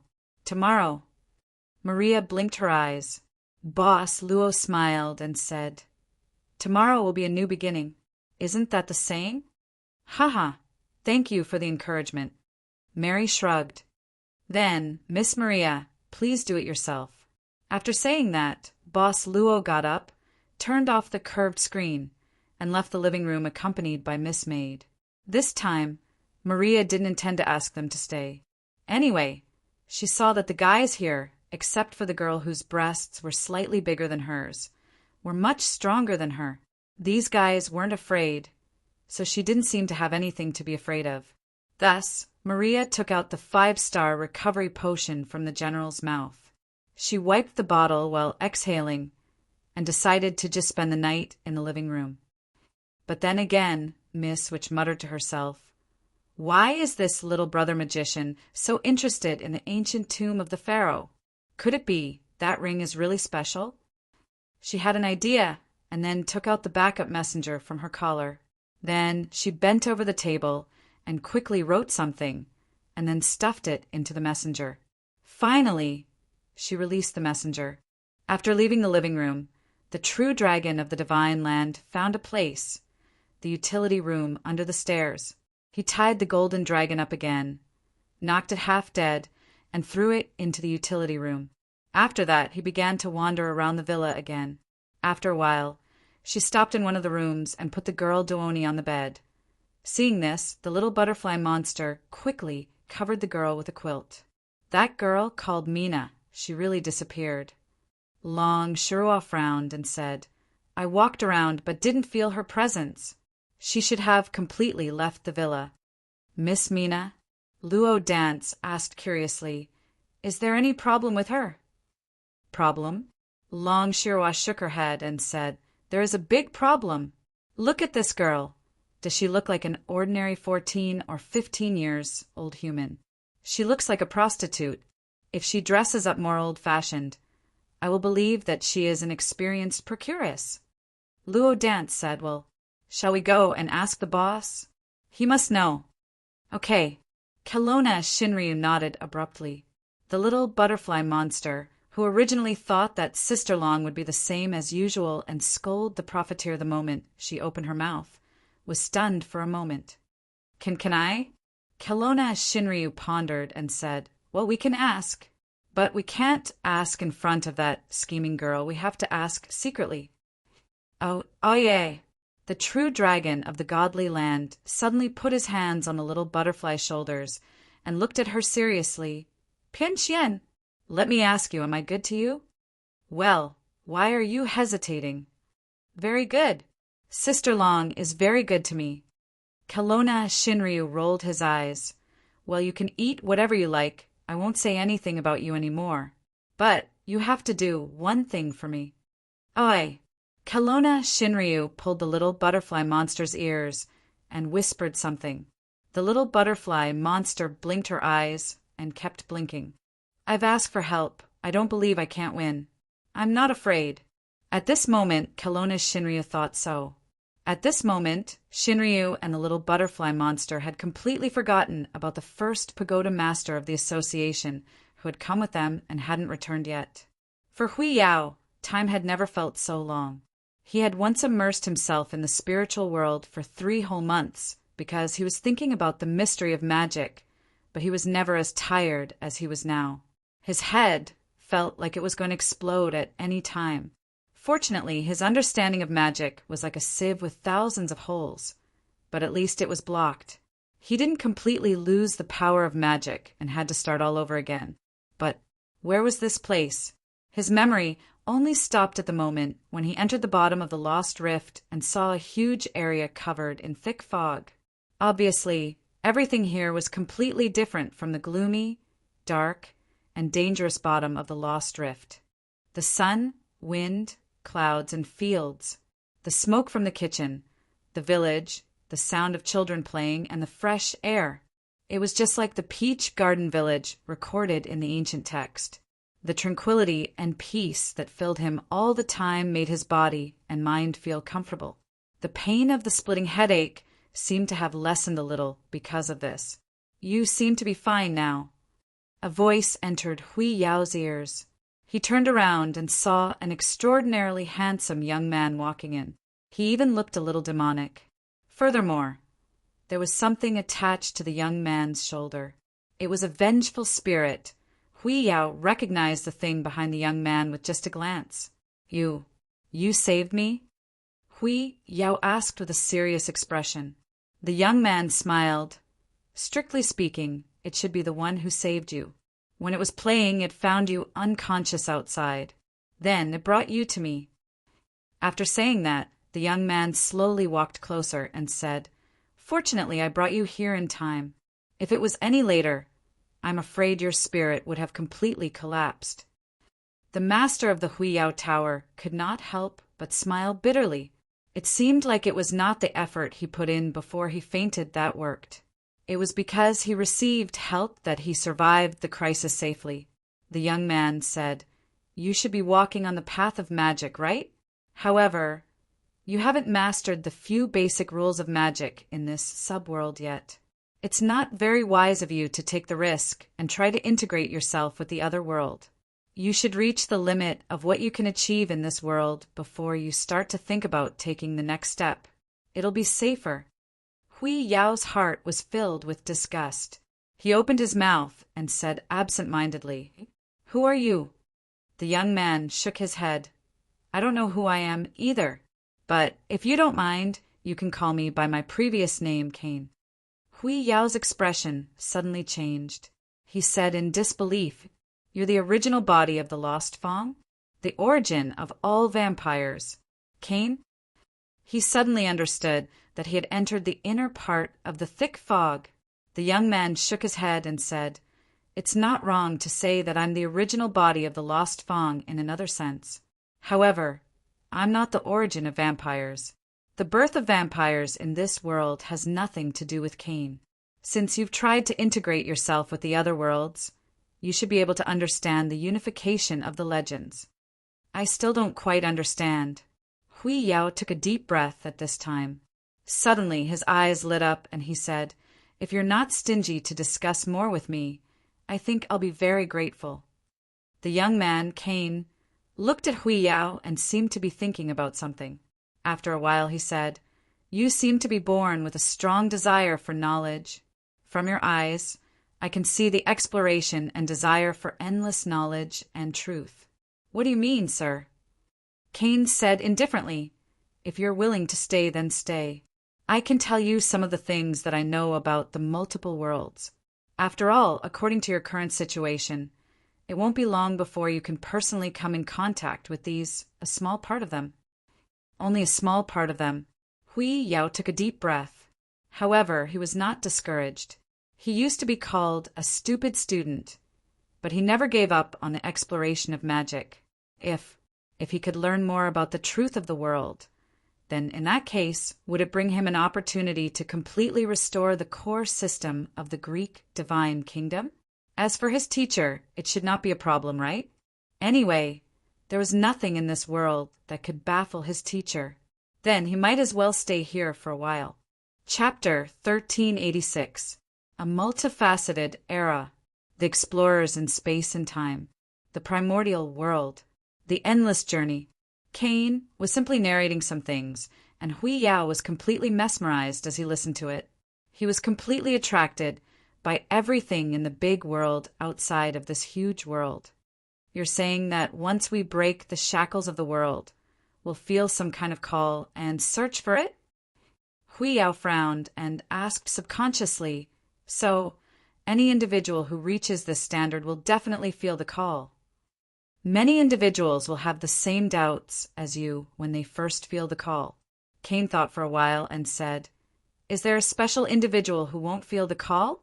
But at least, during the long exploration process, the explorers who have come into contact with each other have shown that this is the case. So it's inevitable. Hui Yao could not help but ponder. Cain said again, But we can't use inevitability to define this matter because we can't exhaust all the individuals who have reached this standard. Everything is possible. So, there may be individuals who won't feel the call. It won't be contradictory. Yao walked back and forth in the house. Suddenly, he said, "Most of you, have you ever considered that the call might be caused by someone behind it? After all, what is the primordial one? Why do we have to find the primordial one? Don't you think it's incredible? There are so many different worlds, so many individuals who have surpassed the limit that were born in so many different worlds will all feel the same call." Cain said calmly, "Because you're still lacking and haven't really reached this step, it's hard for you to understand this point. However, once you've taken this step, all your doubts will be solved. Even if I were to describe more to you now, I can't really convey the urgency to you. But the doubts you have about the call are the same as most of the explorers." Yao could not help but let out a bitter laugh. What a terrible answer. This reminds me of the so-called experienced people. They always use such a tone. But this is indeed something that can't be helped. I can't experience it. No matter how I think and simulate according to your conditions, there's always something missing. After a short pause, Yao continued to ask, "Just now you mentioned the legendary unification. How did you do it?" Cain said, "There are many ways to do this, but generally speaking, there are two methods that are more popular and more fixed." "I'd like to hear the details." Yao suddenly became serious. Cain said, "First of all, you need to be clear about one thing, and that is the difference between Nirvana-level experts. In fact, transcendents were a very large category. It included all individuals who had broken through the limits of the original world. In other words, its bottom line was an individual that had broken the limits of the original world. But on the other hand, it didn't have an upper limit. This was because for those who transcended time and space, pure power was meaningless. They could absorb a large amount of power from the void at any time. Yep, for example, if you were used to using magic, then you would be able to obtain an endless supply of magic from the void at any time. As long as you can maintain your spirit, then theoretically, you could never stop using all the magic that you know." Yao was stunned. The fact that transcendence had endless power reminded him of his own teacher, Shinryu. As long as she stood on the land of Kelowna, she would have an immortal body. Similarly, her power would be constantly replenished.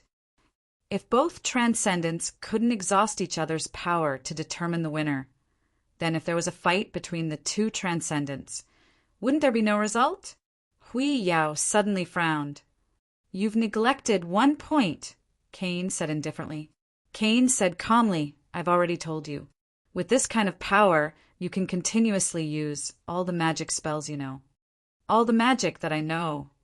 Yao paused and seemed to be deep in thought. "Do you understand now?" Cain nodded.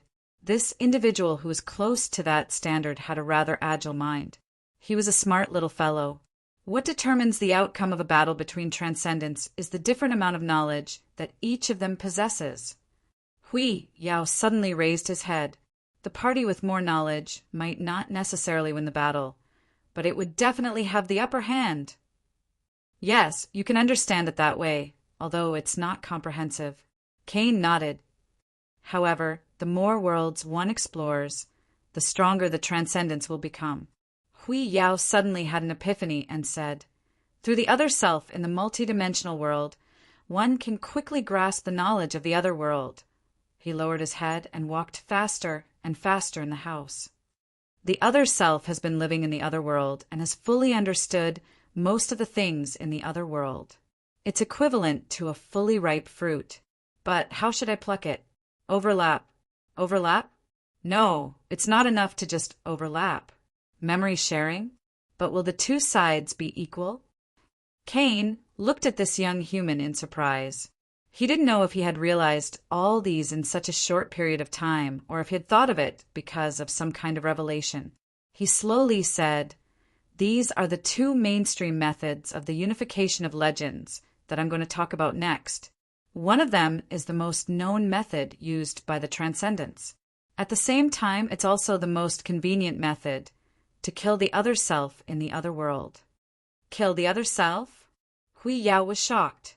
Cain said expressionlessly, "Every other self in the other world is independent, just like how you're unique in this world. There won't be a second you. There won't be two selves in the world. So, when you kill the other self in the other world, you'll automatically obtain all the memories and knowledge of the other self in the other world. You'll also be recognized by the other world because you're yourself." Hui Yao just frowned and didn't ask about the details of this method. He just made a note of it and then asked, "What's the other mainstream method?" Let each other self in the other world break the limit of the world on their own. Cain said, once the other self in the other world breaks the limit of the world, it'll automatically merge with another ultimate individual. However, there's a problem with this method. It's impossible to determine which one of them will be left behind. Moreover, this method is relatively slow because the chances of breaking the limit of the world are different from the other self in the other world. In fact, most of them will never be able to break the limit. Since there are so many shortcomings, there must be some advantages to choosing this method, right? Hui Yao's eyes narrowed. Cain said, "This argument has always existed, but it's never been proven. The only thing that's known is that among the transcendents who use the second method to achieve the unification of legends, there are more people who can produce the pseudo-eternal body in the end." Pseudo-eternal body? According to the cognition of this world. Cain thought for a while and said, "It's probably the same as the gods in your understanding, the true God." "You too?" Hui Yao suddenly asked. "In this world, there are many legends about Cain." Cain said calmly, "The previous Cain's method of becoming a pseudo-eternal body is a little different. You don't have to use it as a reference.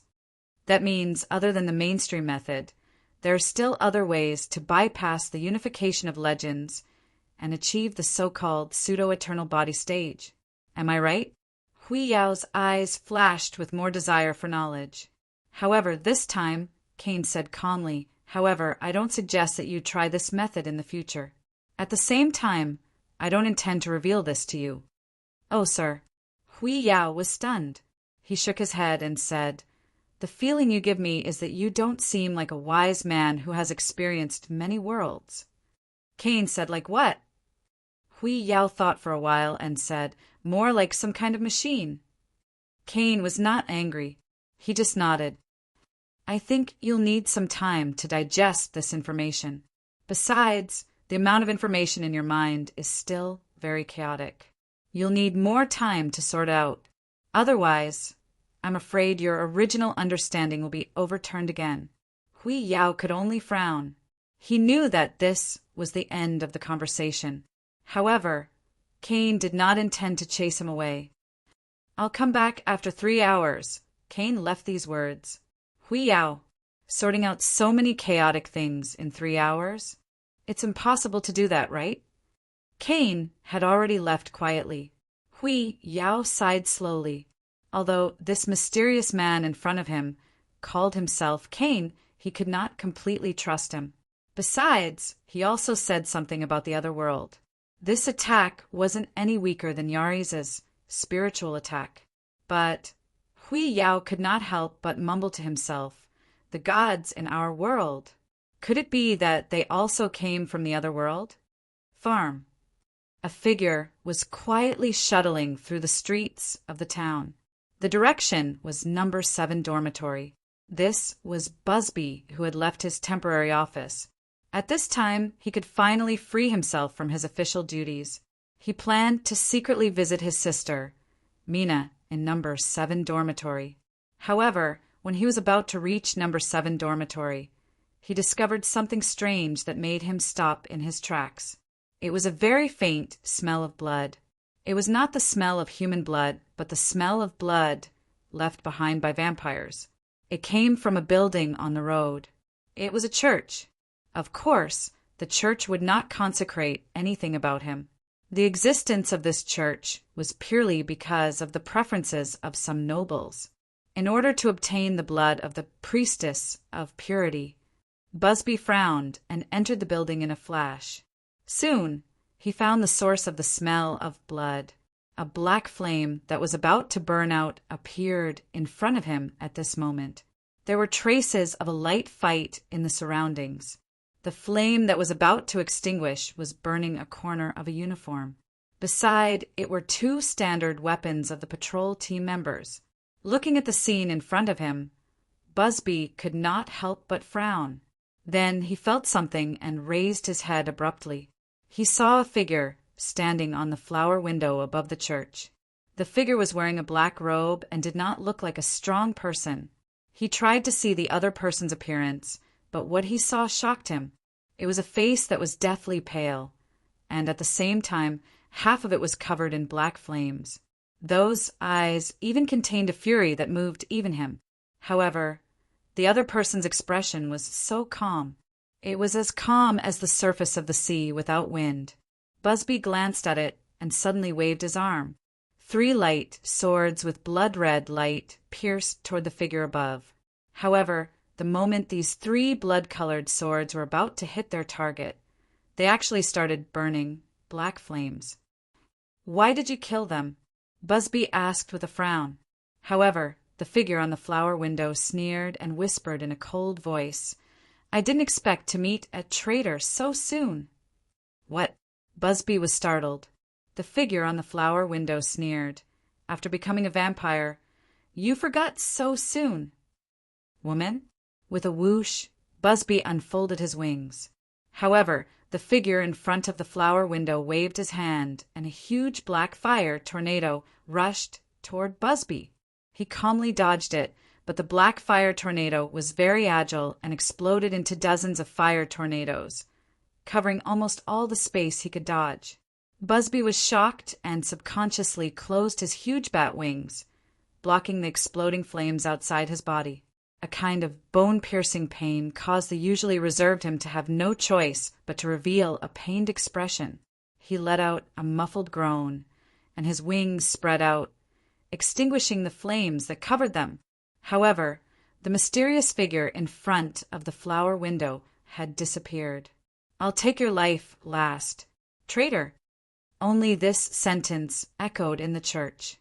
Busby slowly let out a sigh and landed. He looked at his wings, only to see that they had already become a bloody mess with thousands of holes. The power of the black flames was so horrifying that he had only touched them a little.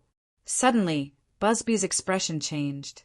There were still flames in the holes of his wings that hadn't been put out and were still burning. The flames were growing crazily.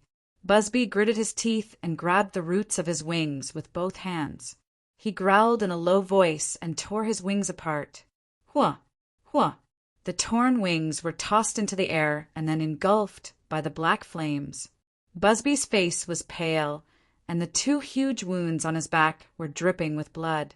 Looking at the ashes that fell from the flames, his heart was filled with shock.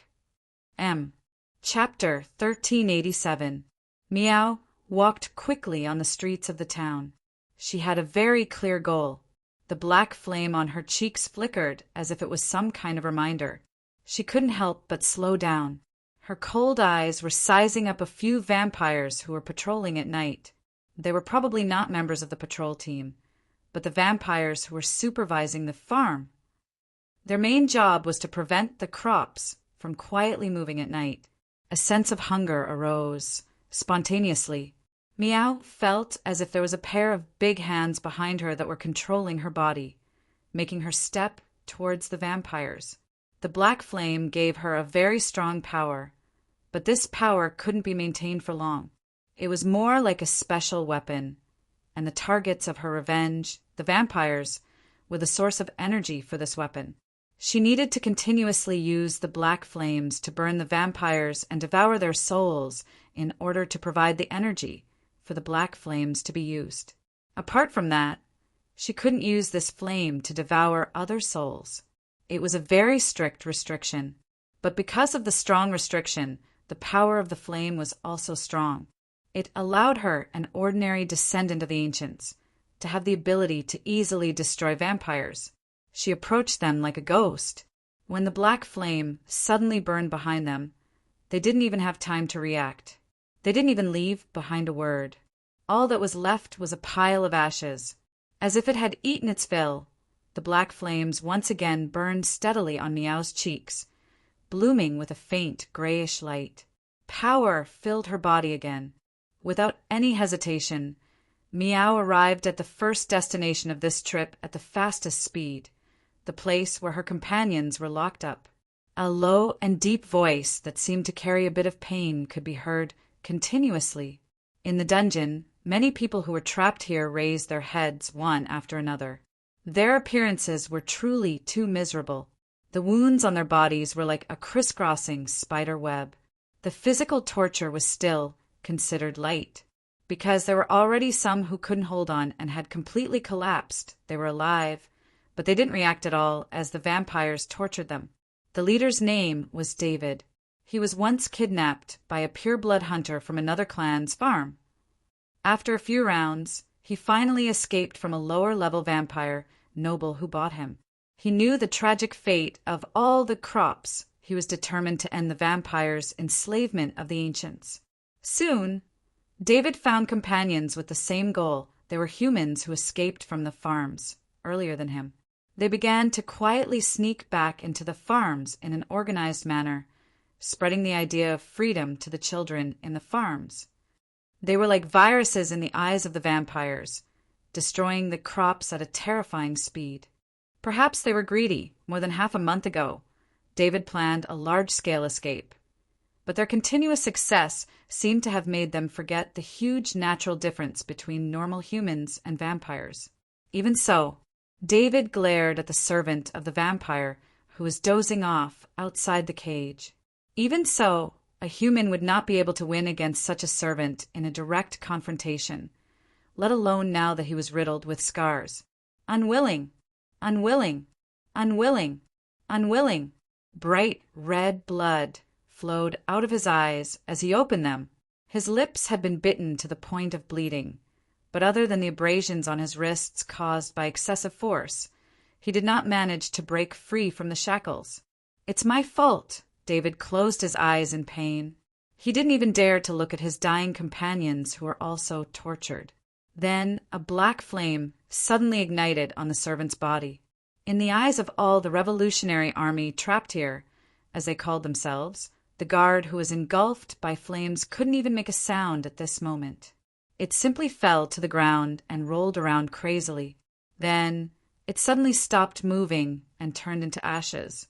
The axle of the dungeon door slowly opened, and at this moment there was a slight biting sound. A figure in a black robe slowly walked into the dungeon. The person in the black robe. There was a black flame on the person's face, blocking everyone's sight. They could only see that the person slowly stretched out his hand at this moment. The shackles on David and his companions were instantly incinerated. They looked at the scene in disbelief. Their own side had already escaped. "Hurry up and leave this place. The guards outside have been killed by me." "You are." David couldn't help but be startled. He quickly walked a few steps and hurriedly walked to the front of the black-robed person. The black-robed person, she just silently took 2 steps back and said again, "Leave this place." David was extremely surprised, but he knew that this was indeed not the time to waste. He quickly made a judgment and let the revolutionaries' companions support each other and leave this dungeon. The mysterious and powerful black-robed person walked in front of them all the way. As she said, they didn't see any clan guards on the way. Soon, they arrived at the edge of the farm without any danger. There are still 5 hours before dawn. She looked at these wounded revolutionaries. Only vampires will reduce the range of their activities. You'd better find a place to hide. Do you see that wall? On the other side of the wall is the mating farm. It will be safer for you to hide there. The management there is not as strict as here." As she said, she directly turned around and was about to enter the town again. David hurriedly walked in front of her and said quickly, "Meow, meow. You are Meow Meow, right? I recognize your voice. What exactly happened? Why are you here?" She couldn't help but stop but didn't turn back. Let's go. What happens next has nothing to do with you. David couldn't help but be startled.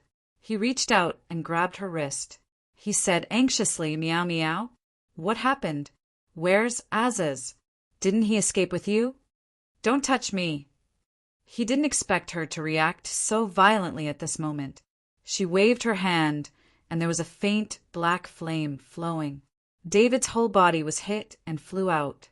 He fell directly to the ground and spat out a mouthful of pus and blood.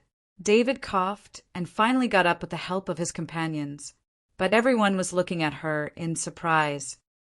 "If you don't want to die, leave immediately." After she said this sentence coldly, she turned around and disappeared in the blink of an eye. The group of Revolutionary Army that was rescued was at a loss at this time.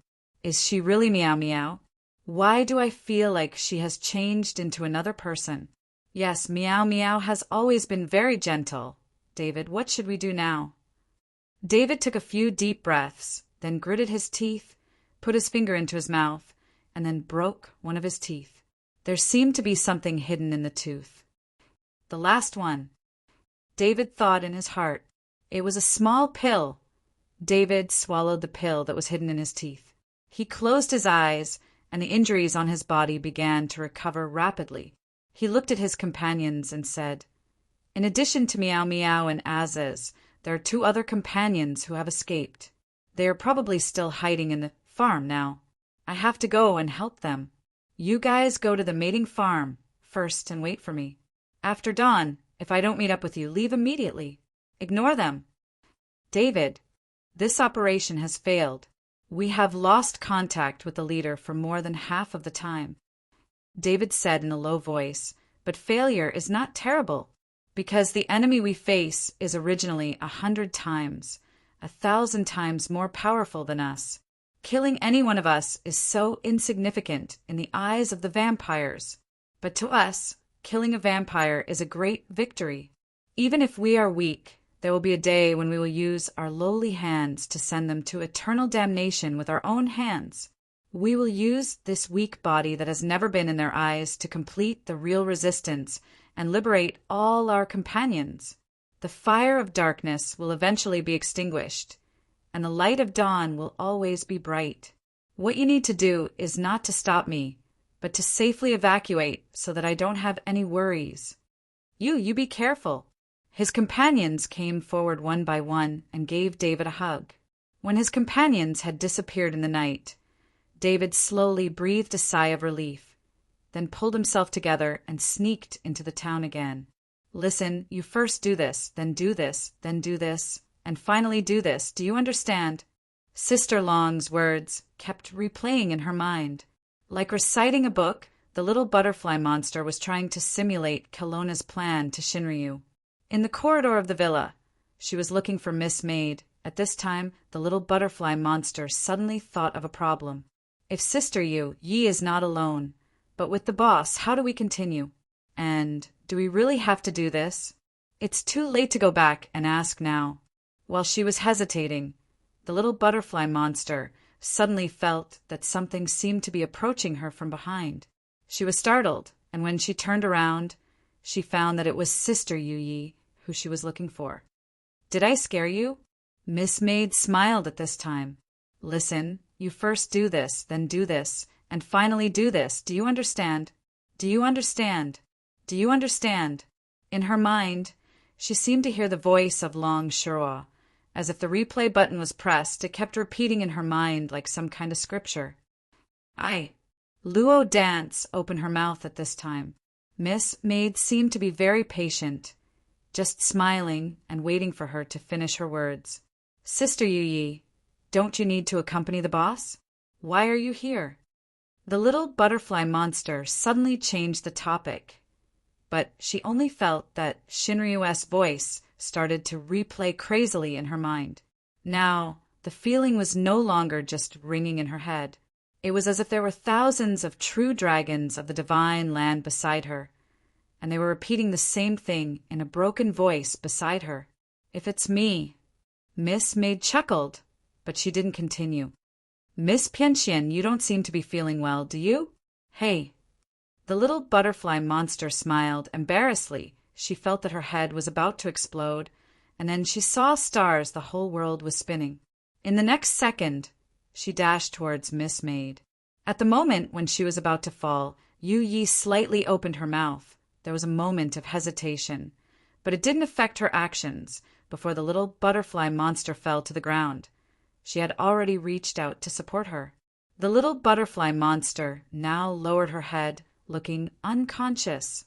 Miss Maid then looked around, as if she didn't find anything. Then she supported the little butterfly monster to leave this place and entered a nearby room. At this time, a figure flashed through the corridor. Secret skill, so close yet so far. Kelowna Shinryu left this area in the next moment. When she stopped, she looked back and sneered. Then she quickened her pace. Long Shirua soon stopped in front of a room. Because she didn't know when that scheming woman would come back, Kelowna Shinryu didn't want to be pretentious. Nor did she want to think about the bad influence of sneaking into a man's room in the middle of the night. She pushed the door open with both hands and walked in. The room was a little dark. There were only a few lit candles in the corners. For Boss Luo, it was impossible to directly capture him. Only when he wanted to let people know his arrival. Then people would feel his arrival. Generally speaking, only the most direct way to capture his existence could be used to capture his existence. Eyes. Even Kelowna Shinryu couldn't leave. Kelowna Shinryu kept complaining about this point in her heart. At this time, she was looking at a chair in the room. The chair was facing away from her, but she could see half of the head above the back of the chair. Long Shirua walked forward quickly. "Hey, I want to ask you a question. Hurry up and answer me. Otherwise, your little lover will come back." She didn't get the expected response from Boss Luo. Long Shirua couldn't help but be startled. Could it be that he's really asleep? Kelowna Shinryu muttered subconsciously. He wants to return to being a human. Is he so persistent? She was sure that she would win. But suddenly she thought that if he really fell asleep, Kelowna Shinryu swallowed subconsciously. At this time, subconsciously walked to the back of the chair step by step, whispering that, "Hey, I'm coming, do you hear me? I'm asking you a question." She had to raise her voice a little. "Can you at least give me some response?" Boss Luo still didn't move from the chair. "Damn profiteer. Do you think you can't hear me?" Kelowna Shinryu suddenly became agitated, suddenly turned the chair violently. "Are you afraid that I will eat you now?" "Huh." Boss Luo wasn't on the chair turned around. It was just a pillow with a wig. Chapter 1388. On the white pillowcase, there was even the word Master written in very beautiful, flowery handwriting. Although his knowledge of foreign languages was limited, he could tell who wrote the handwriting. When he was in the King's Game, didn't that scheming woman write all over his face with this kind of handwriting? That damn woman! Kelowna Shinryu clenched her fists and the veins on her forehead stood up. She felt a strong sense of defeat. But she didn't stay for long and left the room quickly. Unexpectedly, when she closed the door and was about to leave, she met Miss Maid's smiling face, 3 feet away. "It's late, Miss Long. What's the matter? When did she come back?" Kelowna Shinryu was startled, but she didn't show it on her face.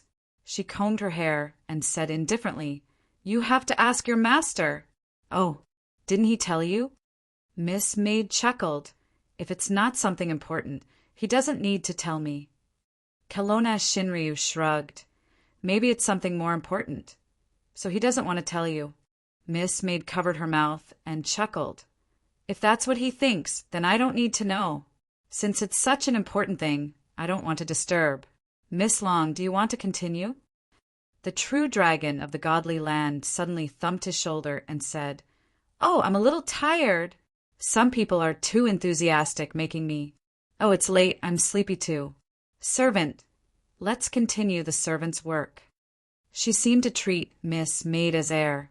As she walked, she muttered something to herself and slowly left.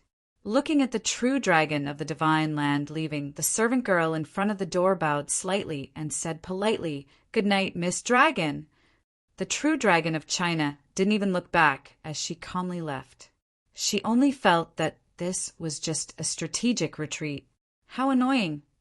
Later, Miss Maid pushed open the door and walked into the room. She came to the chair. The pillow on the chair had obviously been moved. Miss Maid picked up the pillow and found other words written on the other side of the pillow. "I don't want you any more." "So naughty." Miss Maid put down the pillow without any expression. "This place is outside Kelowna." The pillow fell slowly and spontaneously combusted, leaving only a pile of ashes after it fell to the ground. She opened the window and waved her hand. The wind from outside swept in, swirling the ashes on the ground and then blowing them out. After closing the window, Miss Maid turned around with a smile on her face. She seemed to be in a better mood. She came to a table and sat down. With a swipe of his palm, a pitch-black laptop appeared on the table. Opening it, Miss Maid's fingers began to rapidly tap on the keyboard. She needed to do something, take advantage of this free time. According to the time, the chaos in the Fog City happened 1 day ago. So, she needed to deal with some orders from her master. "I'll go outside and have a look. I'm counting on you to fix the world over there. I think Caesar will definitely enter that world again to investigate, and after the results are out, he will truly make up his mind to open this passage to the beast-men of this world. The so-called fix of the world over there." Of course, it was the history of the world behind the God King's plan, because the master gave Caesar the ability to open the world over there 1 day ago. Orcs will keep appearing in the world over there in the future. According to Boss Luo, what Miss Maid needed to do was to embed the history of the orcs in the world over there, so that the orcs in this world wouldn't appear out of place when they arrived there. This task wasn't too difficult. She just needed to give the orcs a part of history in the world over there. Her fingers flew. The history of the beastmen was also written bit by bit. They are a race that was oppressed by an extremely vicious dragon from the far east. As for the direction of the story, God knows. Farm. On a dark street, a figure was running quickly through an alley.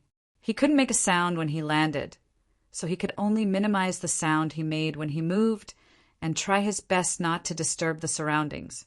David had to stop in front of a wall.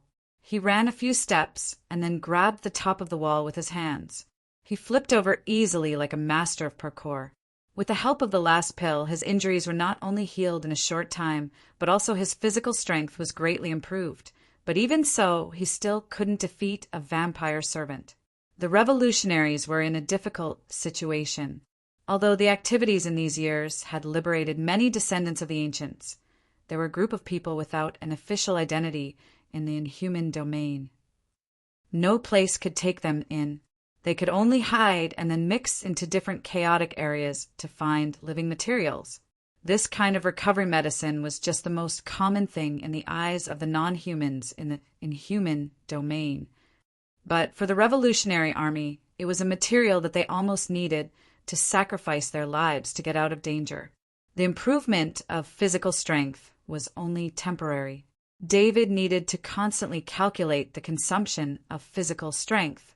He needed to use the shortest time to find the other companions in the town who were still escaping. And he needed to meet Maiming again and ask what happened to her. But David had seriously underestimated the danger in the town. He also did not know that after Meow Meow had killed the guards and rescued them, the head of the town's guards had been enraged. Similarly, he didn't know that not long ago the Torito clan had an internal conflict and even a superior noble died because of it. Now was the most tense situation. In the town, almost all the vampires who hadn't rested had been sent out to search all the places in all directions. With so many vampires roaming the town, it was extremely difficult for David to sneak around. He had to try his best to move in the places where the crops usually mingled. Only in this way could he hide the smell of the blood of the descendants of the ancients on him. If his companions couldn't be caught, they could only hide. And the hiding place had to be a place with a lot of crops, which was the dormitories in the farm. But even if the work of sneaking in became extremely difficult and he brushed past danger all the time, David successfully arrived near the first farm dormitory. He felt that his luck seemed to be good, but he didn't know that now in the farm, the vampires didn't care about the so-called revolutionary army that escaped again. The vampires in the clan were frantically searching for a terrifying killer at this time, because since Sir Busby, who held the authority of the clan, was attacked in a short period of time, more than 30 vampires had been mysteriously killed. At this time, David looked at the dormitory in front of him, the 7th dormitory. He was thinking about how to sneak into the dormitory. He wasn't sure if his companions were hiding in this dormitory, and he couldn't make any movements outside to attract the attention of his companions who might be hiding in the dormitory. The vampire's hearing was too strong. Moreover, what made David feel that something was wrong was that the 7th dormitory was a little different from the other dormitories. Logically speaking, the dormitory should have turned off the lights in the middle of the night, but the 7th dormitory was still lit up, and there were even members of the farm's supervision team. In the farm where David used to be, there was also a farm's supervision team.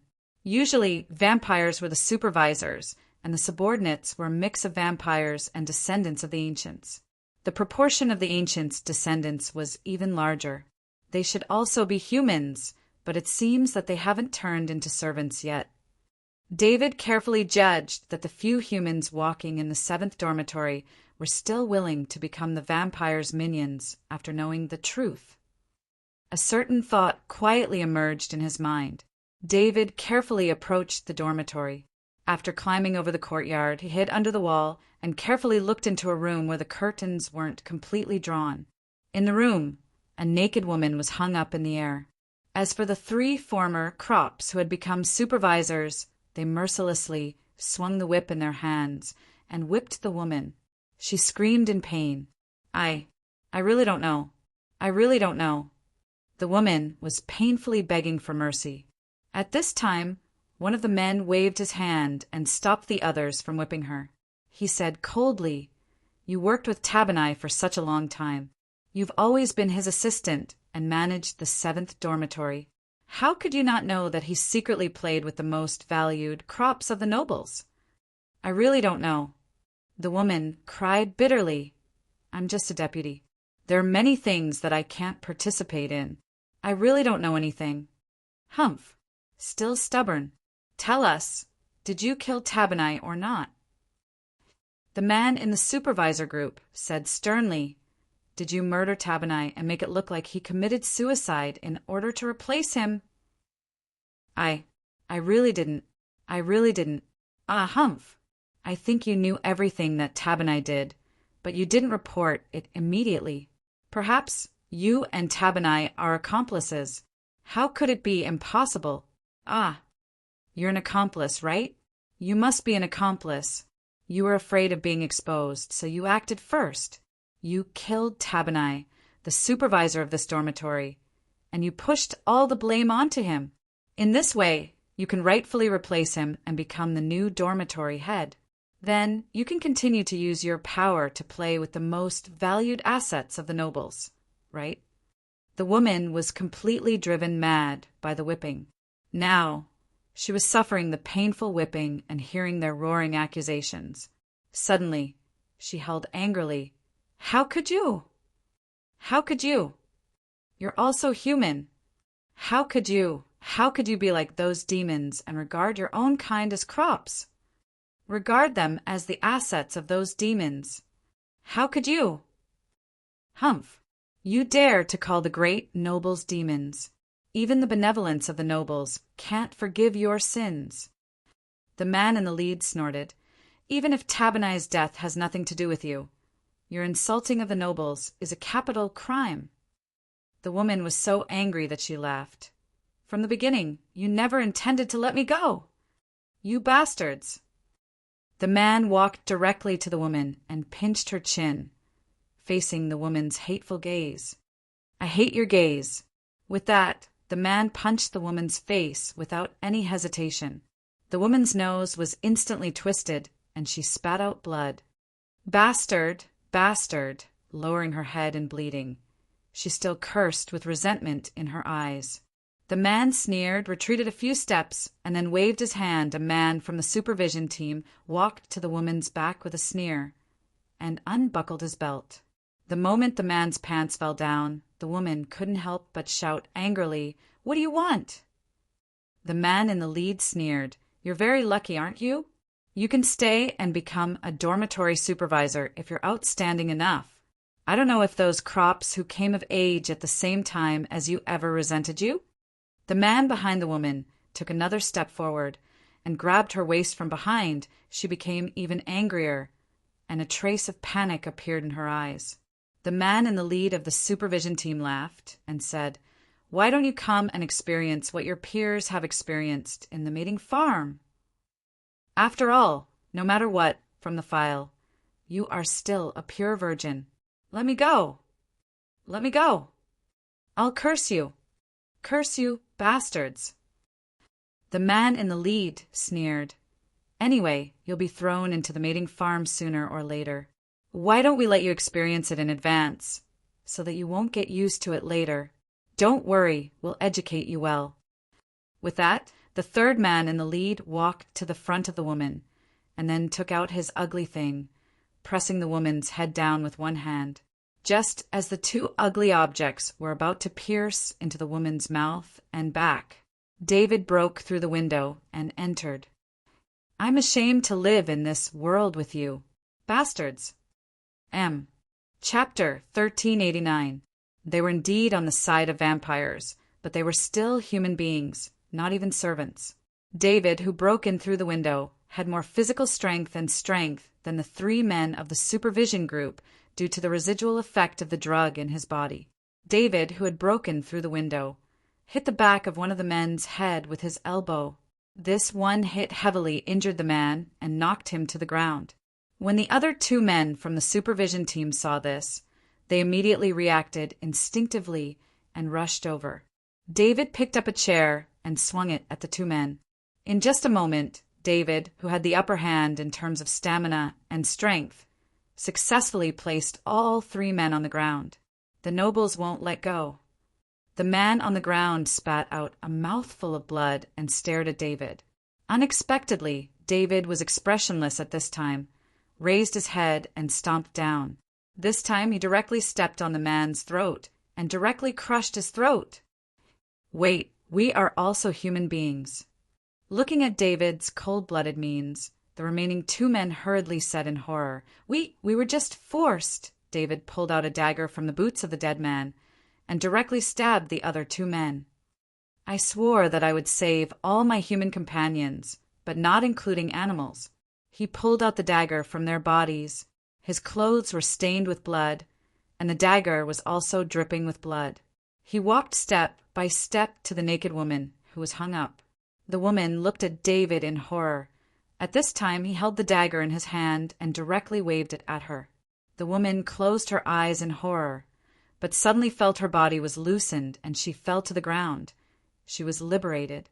The woman opened her eyes and looked at the man who broke in through the window in horror.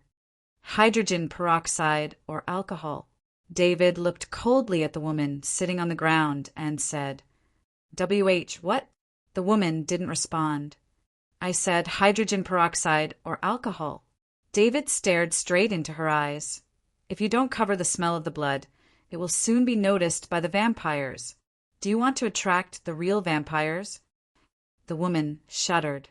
Only then did she look at the three men who had already died, tragically. Looking at their twisted faces, her body trembled and she hurriedly crawled up. She crawled to the cabinet next to the room in a panic. Because she was too frightened, she even knocked over a lot of things. Finally, she found a box, but it didn't have what David needed. "Iodine. Is iodine fine?" David didn't say anything, but quickly sprinkled iodine on the wounds of the corpses, and then wrapped the three corpses with a carpet. From the beginning to the end, the woman curled up in fear in the corner. When David finished dealing with these things and looked at her, she felt David's gaze and covered her body with her hands. She didn't even dare to look into this man's eyes. It was as if she was an ugly thing if he looked at her. "You're this dorm's supervisor?"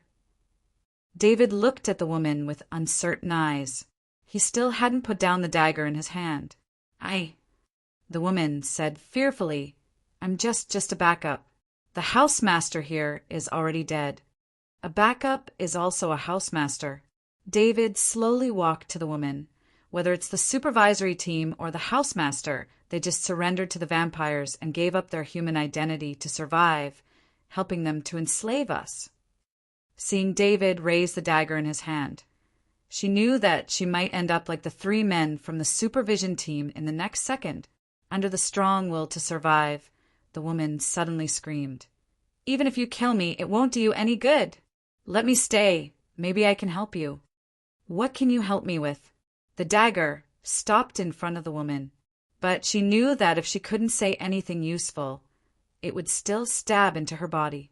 The woman quickly said, Even if you kill them, you won't be able to escape. You can't fight against the noble vampires here alone. If you have a way to fight against them, you don't need to cover their corpses. You need help, I can help you. Leave here. Why should I believe you, a backup housemaster? David sneered, stabbing the woman's throat with the dagger. For self-protection, the woman screamed. The tip of the dagger was already at her neck. She stared at the cold light on the dagger, breathing rapidly. I can't escape. You also saw that they didn't intend to interrogate me. They just want to find a scapegoat. If you don't save me, my fate will be extremely miserable. Instead of that, why don't I save myself? Even if I die, I don't want to be sent to the mating farm. Don't you understand? If I have a choice, I won't choose the job of a housemaster. Looking at each other, they held their breaths for a long time. David took back the dagger, saying indifferently, Put on your clothes. If you do anything strange on the way, don't worry, you won't live for more than 3 seconds. She held her breath for a while. The woman subconsciously covered her neck, her body slumped down. Because she relaxed, she even incontinent. But she couldn't care less about her current ugly appearance. She hurriedly put on her clothes and quickly tidied up her face. Under David's gaze, she quickly pulled herself together and opened another window. She stuck her head out and looked around. We should be safe for the time being. Now we just need to wait for daytime. At that time, the nobles will go to sleep. Only a few vampires will continue to move. The woman said, while thinking, the children in White Sky Town will have various activities, such as going to class or learning other things. If we leave at this time, it should be safer. I know a secret passage that can safely leave here and reach the edge of the farm. David looked at the woman and suddenly said, You seem to be well prepared. The woman said expressionlessly, I said, I don't want to be sent to the mating farm, and I don't want to spend my life in misery. What's your name? And David nodded, but immediately said, From now on, you can't leave my sight. Now, tell me, other than these 3 guys, are there any other members of the supervision group or vampires in this villa? The woman, and quickly said, There shouldn't be any for now. There seems to be some conflict between the nobles today. I heard that a superior noble vampire died. Compared to this, the suicide of a housemaster didn't attract much attention. David said, You said you know a way out. Now, take me to have a look. And didn't talk nonsense. After taking a few deep breaths to calm herself down, she quickly opened the door of the room. Those children should be dead asleep. Come out, try to walk lightly. Under the lead-in, it didn't take long for David to come to a utility room in the courtyard of the number 7 dormitory. The passage and mentioned was in this utility room, as long as the heavy objects on the ground were pushed away and the floor was lifted. A secret passage that could allow 1 person to pass through could be seen. I don't know who dug this secret passage. I walked through it once, and it leads to the outside of the farm, and quickly said, I was ordered to clean this place once, and I accidentally found it. I observed it for a while, but I didn't find anyone using it. As she said, and directly went into the secret passage. Unexpectedly, David directly grabbed her arm before she went down halfway. What do you want to do? David asked coldly. and said matter-of-factly, "Of course I want to hide here. Don't worry, I've put a lot of dry food, drinking water, and some other materials in the secret passage. It won't be a problem to stay in the secret passage for a month." "You're really well prepared," David sneered. "It seems that you're planning to escape from here all the time, right?" And turned back and said, "If even the position of a housemaster can't bring me any chance, why don't I leave this place?" David said, "Since you found this secret passage, why don't you take the children away from here?" And was stunned. Then she frowned. "I don't dare to say that I can escape from the clan's territory after leaving this secret passage. You want me to take the children? Are you crazy? Besides, even I, who know the truth, have never left the vampire's territory and never know what the outside world is like. Is the outside world suitable for us to live? I don't know what I can do with the children. Is it to drag me down, or to send everyone to die together? Are you going or not? If not, I'll go." She broke free from David's hand and went into the secret passage again. But this time, David caught her again. Looking at the angry and in front of him, David just said indifferently, "You can't just leave like this. I have 2 companions outside, and I need you to help me find them." "You're crazy. I'm not going." "Then I can only leave you here." David looked at him without any pity. "Anyway, I already know the existence of this passage." "You bastard who was stabbed in the ass by a dog. I'll curse you." And stared at the man in front of her with hatred, as if she wanted to tear his body apart. "You have no choice," David said indifferently, dragging him out of the secret passage bit by bit, "and don't try to resist me. If you want to live, do as I say. I don't want to waste time arguing with you here. This will only make my companions stay in danger for a longer time." And gritted her teeth, stood up abruptly, and walked towards the door of the storeroom. "What do you want to do?" David grabbed her arm again and said angrily, "Aren't you going to find your companions? Then go now. Or are you just saying that, trying to be a hero?" David snorted softly and let go of In and heaved a sigh of relief and asked coldly, "Where are your companions hiding?" "I don't know." David shook his head and looked at him inconceivably. "You don't know? You still let me?" David said, "If they are hiding, they must be hiding in the place with the most people. There are only dormitories in this place." And rolled her eyes, patting her forehead, saying indignantly, "You can't even confirm whether your companions are hiding in this dormitory or not. Don't you know, even a dormitory supervisor, it's very troublesome to go out at night. Not to mention, I'm just a backup. Oh my God, I finally know why your revolutionary army has never been able to achieve anything." "What did you say?" David's eyes turned cold. "Because you're just acting on your delusions, feeling good about yourselves, and you've never seen clearly what's real." David didn't say a word, but his eyes were filled with killing intent, and didn't know why she wasn't afraid this time. She just coldly looked at the man who was on the verge of anger, saying indifferently, "What? Do you want to kill me? Compared with those people just now, what's the difference between you and them? Bullying the weak, wantonly controlling the lives of the weak. Those who don't obey you, you want to kill them, right?" David took a deep breath, walking past and saying slowly, "It's late. Let's start from this dormitory. If they're hiding here, they'll leave a secret signal that I can understand." Bang! At this time, David only felt a buzzing sound in his brain, as if something had knocked on the back of his head. He immediately saw stars and staggered as he turned around, only to see In, and was holding an old frying pan in her hand. At this moment, seeing that David was still standing, and took the old frying pan in her hand and knocked it on David's forehead again without hesitation. As long as he was still a human, the skull was still a very fragile part, and didn't have any extraordinary strength. But if she used all her strength, it was enough to knock people out with the frying pan. Plop! After a series of knocks, David finally fell to the ground. Seeing that David fell to the ground and didn't move any more, and hurriedly found some ropes in the utility room, and spent some effort to tie David up several times. "If you want to die, you can die by yourself," and patted the dust on her hands, looking at David's face, muttering, "A person can't do anything at all."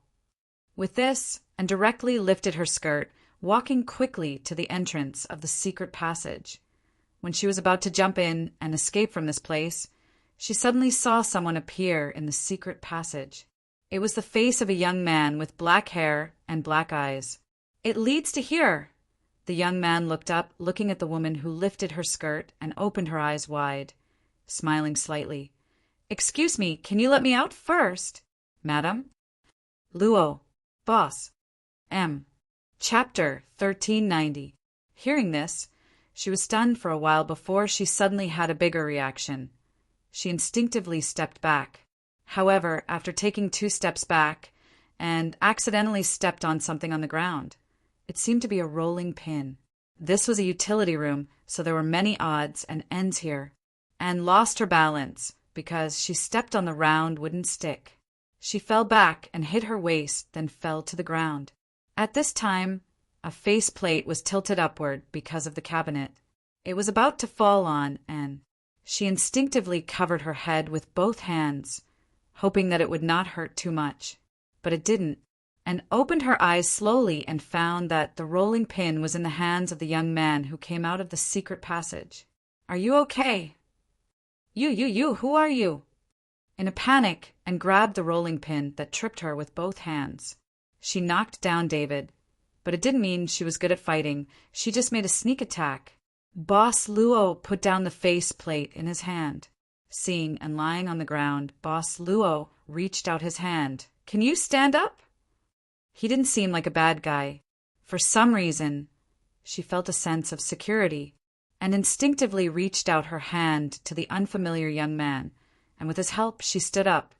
"Thank you."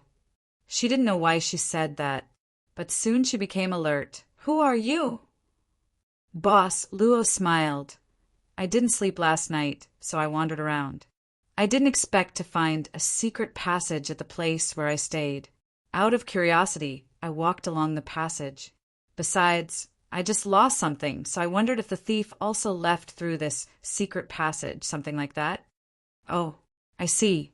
Huh." And frowned. Who was he kidding? But why did she feel that he was so honest, anyway, as a person who had lived in the farm for more than 20 years, and was sure that she had never seen this person in the farm? This man, or a big boy, was probably younger than her. Vampire? She didn't think so, and looked at him carefully and found that the young man was looking at David, who was knocked out by her sneak attack and tied up. Do you know him?" she asked cautiously. Luaccio shook his head. "No, it's the first time I saw him. I was just curious. I mean the situation here." And quickly shook her head. "I don't know what happened here. When I came here, this guy was already like this. I don't know who tied him up here." "I see." Boss Luo glanced at the woman, then moved aside and said casually, "Ma, you were going down, right?" Yes, I was leaving," and nodded. With her eyes still fixed on the mysterious young man, Lin Sanju slowly walked toward the entrance of the secret passage. Just as she lifted her skirt and was about to jump down, she suddenly remembered something and stopped. "Wait, did you come in from the other side of the secret passage?" Boss Luo nodded and asked quickly, "You said you lived at the exit?" Boss Luo smiled, just temporarily. "To be more specific, I was invited to stay by a vampire." "Hasn't that villa been vacant for a long time?" Anne's expression suddenly became excited as she widened her eyes. Boss Luo said, "If it's vacant, I'm not sure. When I checked in during the day, it was quite clean and didn't look vacant." And looked at him suspiciously. So far, he didn't show any intention to attack her, and she didn't feel any danger from him. But she felt that it was too weird for someone to suddenly appear when she was about to leave through the secret passage. She couldn't help but be terrified of this secret passage. Why did he let her leave so easily? Generally speaking, shouldn't he ask what happened here? In the end, she said that she didn't know what happened here, This statement was full of loopholes. But he didn't doubt her at all, which made and feel even more inconceivable. Was he trying to lure her into the secret passage? Was he really with David, and also a member of the Revolutionary Army? David said that he had a companion who escaped and was hiding in the farm. Thinking of this, Anne's heart beat faster. Didn't you want to leave? Boss Luo asked casually as the lady didn't move for a long time, and rolled her eyes and said, I suddenly changed my mind. I don't want to leave for now. I see. Boss Luo nodded and then smiled. Don't worry about seeing me. I'm just passing by, and I don't intend to change what you want to do. As for the suggestion, if you do what you want to do, there shouldn't be a problem. Sure enough, was he trying to lure her into the secret passage? Anne's expression changed quickly, and she pretended to be relaxed. You shouldn't be just strolling around, right? Boss Luo said, Didn't I say that the thief left through the secret passage? So I want to find out. Anne blinked and said, You said that something was stolen. What did the thief look like? I've been working here for some time. Maybe I can help you. Boss Luo said, If you can help me, I'll be very grateful. Actually, I can't confirm the identity of the thief. But it's a girl about 14 or 15 years old, named Mina. Mina? Anne was stunned and frowned subconsciously. Do you know her? Anne shook her head. The name sounds familiar. I think I've seen her before, but I don't think I've seen her before. But according to the age you said, this girl should live in the 7th dormitory.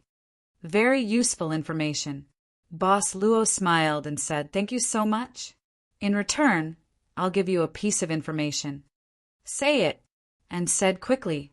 Boss Luo said, If you plan to escape from this farm now, I'm afraid the probability of failure will be infinitely high.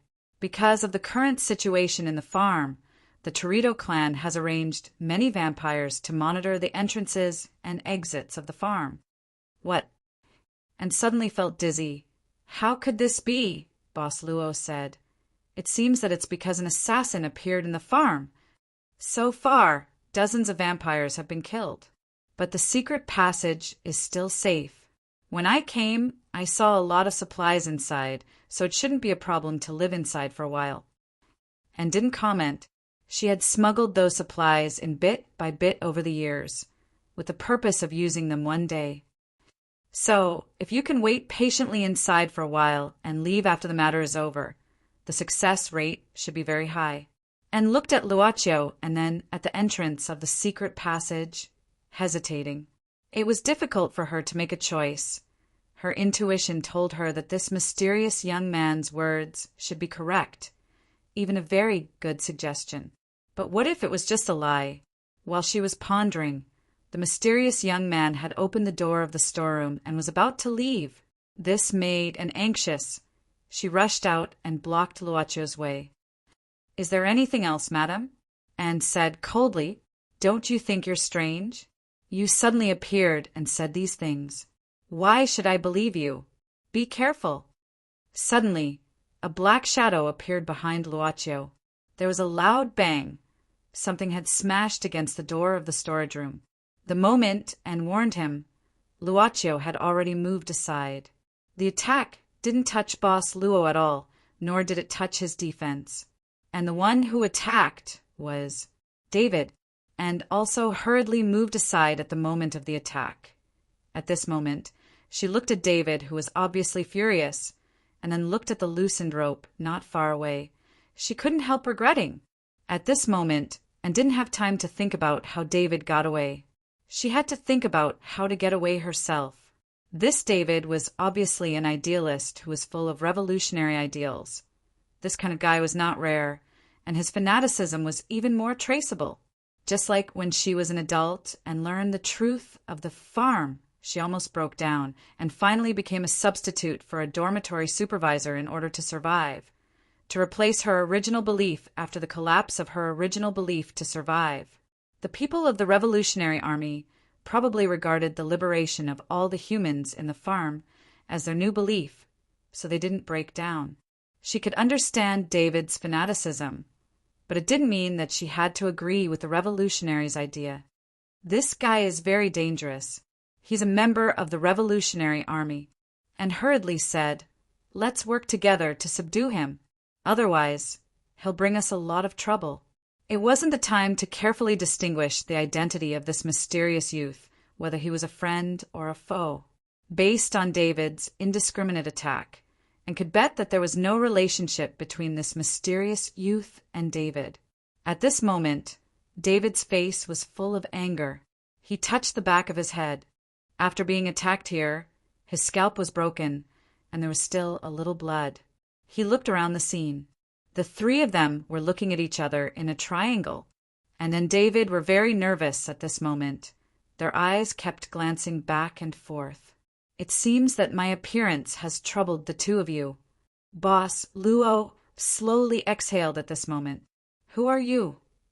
David asked coldly.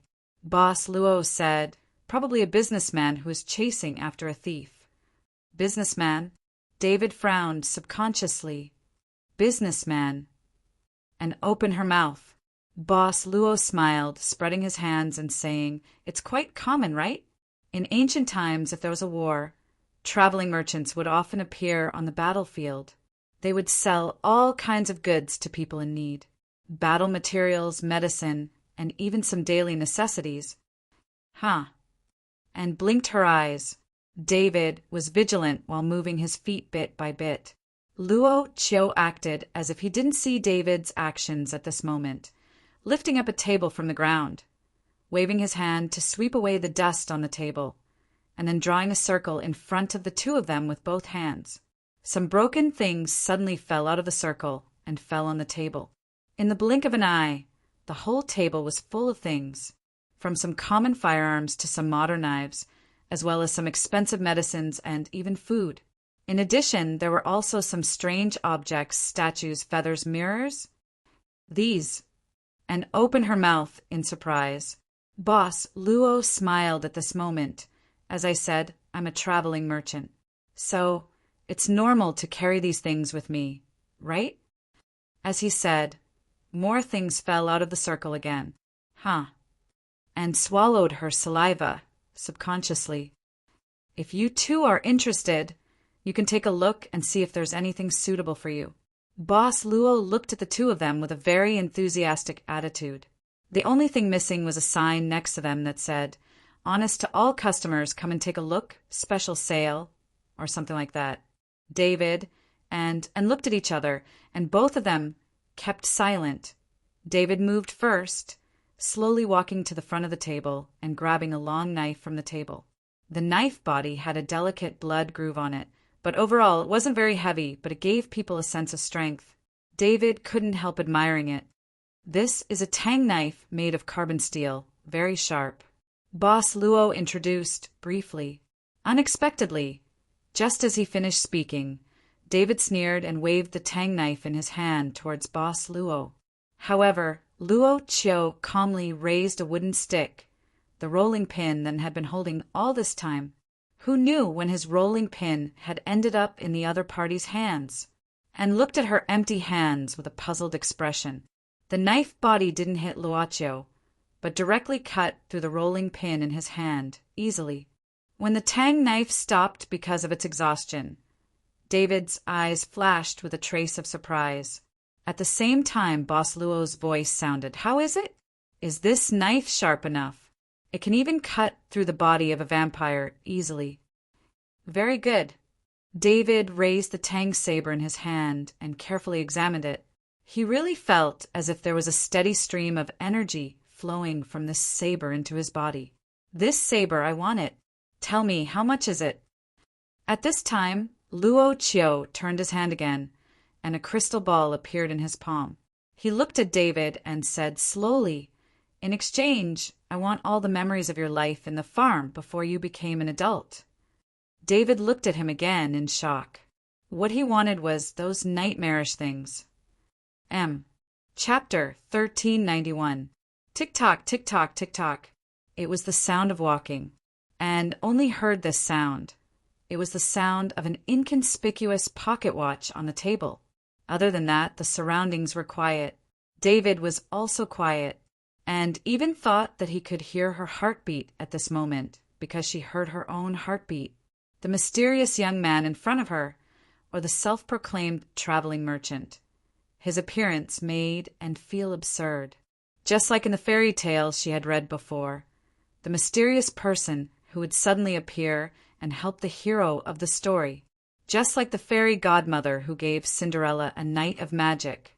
It was like this feeling, but obviously this was not a fairy tale world, but a world that was crueler than reality. No one would help for no reason. So he said that he was a merchant. Tick-tock, tick-tock, tick-tock. The sound of the pocket watch was still there, and began to count silently. It sounded like a sound in her heart, counting the time. David suddenly reacted. He was no longer silent. He looked at the merchant, who put a pile of goods on the table and slowly put down the tang knife in his hand. Luaccio asked curiously, "Don't you want it?" David's hand, finally, let go of the tang saber's hilt. Perhaps he really did like this sharp saber. If I sell those memories to you, then what will I do? I won't even know what I am fighting for. Then even if I get this saber, how will I know what I need to do? Luaccio didn't force him. He glanced at the table and then picked out another knife. It was a dagger that was much shorter than the tang knife. What do you think of this dagger? Boss Luo looked at David and told him, "This dagger is as sharp as the tang knife. Although it can't cut the vampire's skin, it can easily pierce the vampire's body if it is aimed at the vampire's heart. Moreover, it only needs a small part of David's memories before he became an adult." Only a small part? David was startled. His gaze fell on the dagger. His original determination was gone, replaced by hesitation. Luaccio nodded. "That's right. It's only a small part, and you can decide which part, whether it's when you were young, before you were 10 years old, or a few years before you became an adult." David's gaze became distant. Luaccio's voice got lower. That was the best voice Anne had ever heard. Even the voice of the girl, specially trained to sing and farm, couldn't compare to it. It was a voice that seeped into one's soul. He said, "If it's only a small part, it won't affect what you want to do now, because even if the deal is done, you'll be very clear. Why did you forget this part of your memories? Of course, this is only my suggestion. Whether you want to buy it or not is still up to you." "Just now, what did you say?" David asked abruptly. "You said I won't forget why I made such a choice, right?" Luaccio whispered, "It seems that you prefer this tang sword." "That's right, but there's one thing I need to explain. That is, just like what you said, if you lose all your memories before adulthood, you may not be able to do what you want to do. You may not be able to find the root of what you want to do. Even if you still know what you need to do, you may not be so determined anymore. So if you only want power, I would suggest you to choose this dagger. In fact, after you think about it more carefully, you may even feel that this kind of transaction itself might not be necessary." "Unnecessary?" David shook his head. This time he directly held the tang sword. "Only power is necessary. Since I won't forget what I want to do, then there's no doubt that I need more power." Boss Luo just smiled. This time he didn't say anything, just made an inviting gesture. David expressionlessly placed his palm on the crystal ball, then closed his eyes and slowly said, "Although I don't know why you want my memories, I can tell you with certainty that if I can forget these nightmarish things, I would be more than happy to do so." The crystal ball gave off a faint light. Soon after, David was motionless, as if he had turned into a statue. After a while it was still the same, and couldn't help but ask nervously, "What happened to him?" Boss Luo said, "Stripping memories is still a big burden to the brain. So in order not to let this gentleman's brain suffer too much, I just let him rest for a while. Don't worry, he will wake up soon. So this lady, is there anything you like here?" And couldn't help but look at the table full of things. Her intuition told her that the things on the table could play an unimaginable role. Perhaps it was not an exaggeration to call them treasures. Just by selling some memories before adulthood, one could get treasures that could help oneself. Treasures that could save one's life at the critical moment. Luaccio suddenly reached out and picked up the old pocket watch from the table, opening it in his palm. "Do you like this, lady?" Hour, minute, and second hands, transparent dial. This was the most precise thing Anne had ever seen. She nodded subconsciously, but soon she shook her head. She glanced at David, who hadn't woken up yet, as if she was waiting for some result. She wanted to see how David would look after he woke up after selling part of his memories. As a reference, she finally decided whether to buy something from this mysterious young itinerant merchant, self-proclaimed. "What's the use of this pocket watch?" and asked curiously. "It can stop time." Luaccio smiled. "Of course, the time stopped is relative. To be exact, it can temporarily stop the other's time." And opened her eyes wide with a look of, "I believe you." Luaccio said casually, "Of course, even if it can stop the other's time, the range of its effect is extremely limited. Lady, if you use it, you can only stop the time of ordinary people, and only for 1 or 2 seconds. For ordinary vampires, it may not even be possible for them to stop for half a second, because as a human body, it is difficult for you to provide enough power for this pocket watch." It seemed more and more mysterious, and looked at the other things on the table suspiciously, suddenly asking, "If I sell the memories to you, can I buy them back?" "Of course." Luaccio smiled. "But since you have decided to sell the memories, why do you want to redeem them?" And shrugged. "Isn't there a pawn shop? No matter who it is, there will always be a time when they are short of money, right? It's not that you have to pawn it, but you have to." Luaccio smiled. "If you want to redeem and sell the memories, you can only exchange them with something slightly higher than the same value." "Where's the merchant?" A smile appeared on Anne's face. Luaccio did not read any sarcasm from her smile. Instead, he read a kind of agreement. No doubt the woman in front of him agreed with this method. Egoist. "Can I hire you?" And asked coldly. Boss Luo asked curiously, "Why do you have this idea?" And picked up a black pistol from the table and made an aiming gesture. She said, "I have seen similar weapons in books, but they are not as exquisite as this. Undoubtedly, even if I buy these things, I only know what they are." After saying that, she casually tossed the pistol onto the table and pointed to the rest of the items.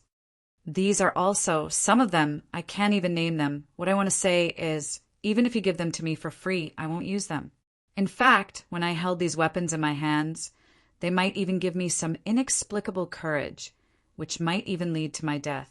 So, why do I want to get into trouble?" Boss Luo's eyes lit up slightly and said softly, "It seems that you have thought it through." And said carelessly, "Since I became an adult, I am no longer the favorite of those vampire nobles. The nobles who used to like the taste of my blood may not even remember who I am now.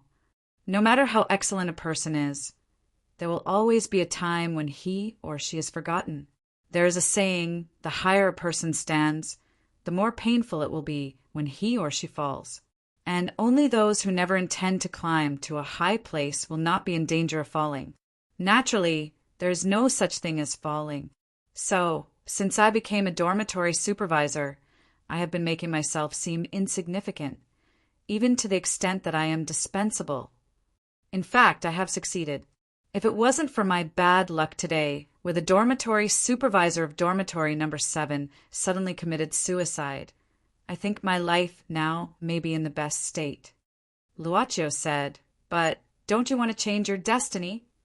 "Of course," and chuckled and said, "Am I not standing in front of the fork that can change my destiny? But for the time being, I don't know which path is the one that can change my destiny.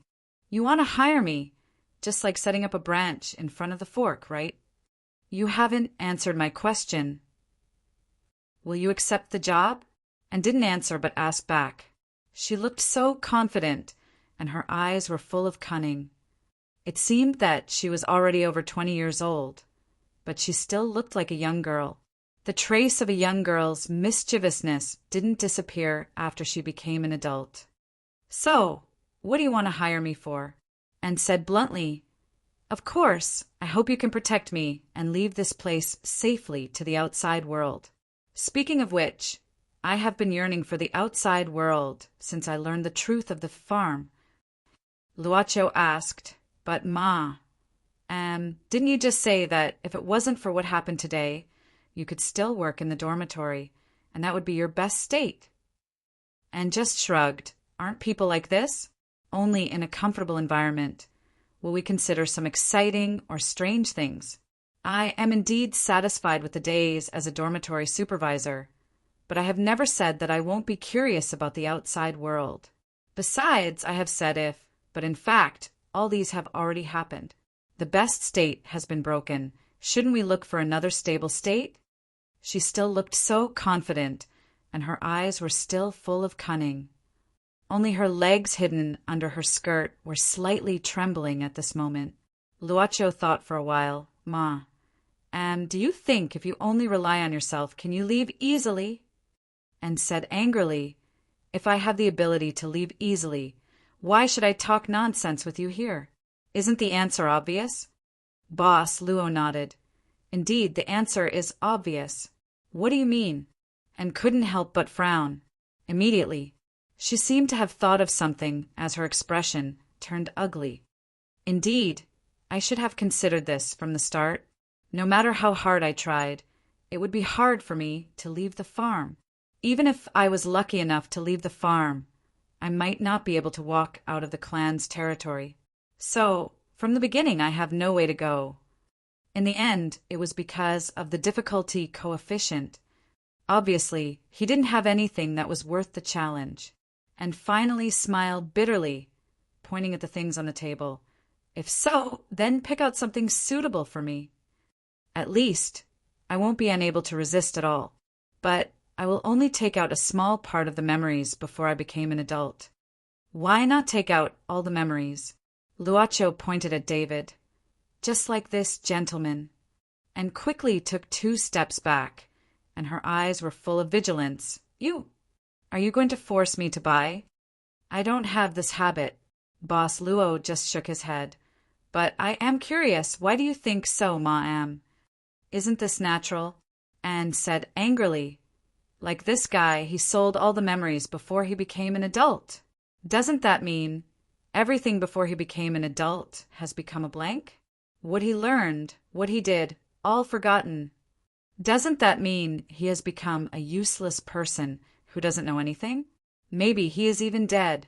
At this moment, the motionless David suddenly opened his eyes and couldn't help but be startled. Obviously, this was not the so-called inhuman gaze, but a more determined gaze. Chapter 1392. And David didn't know each other for a long time. If it was calculated in decades of life, it was probably a trance time. Although it had only been a short time, David's hatred for the vampire nobles was so strong. When David opened his eyes again, the feeling he gave and was not as strong as before. She seemed to see something else in his eyes.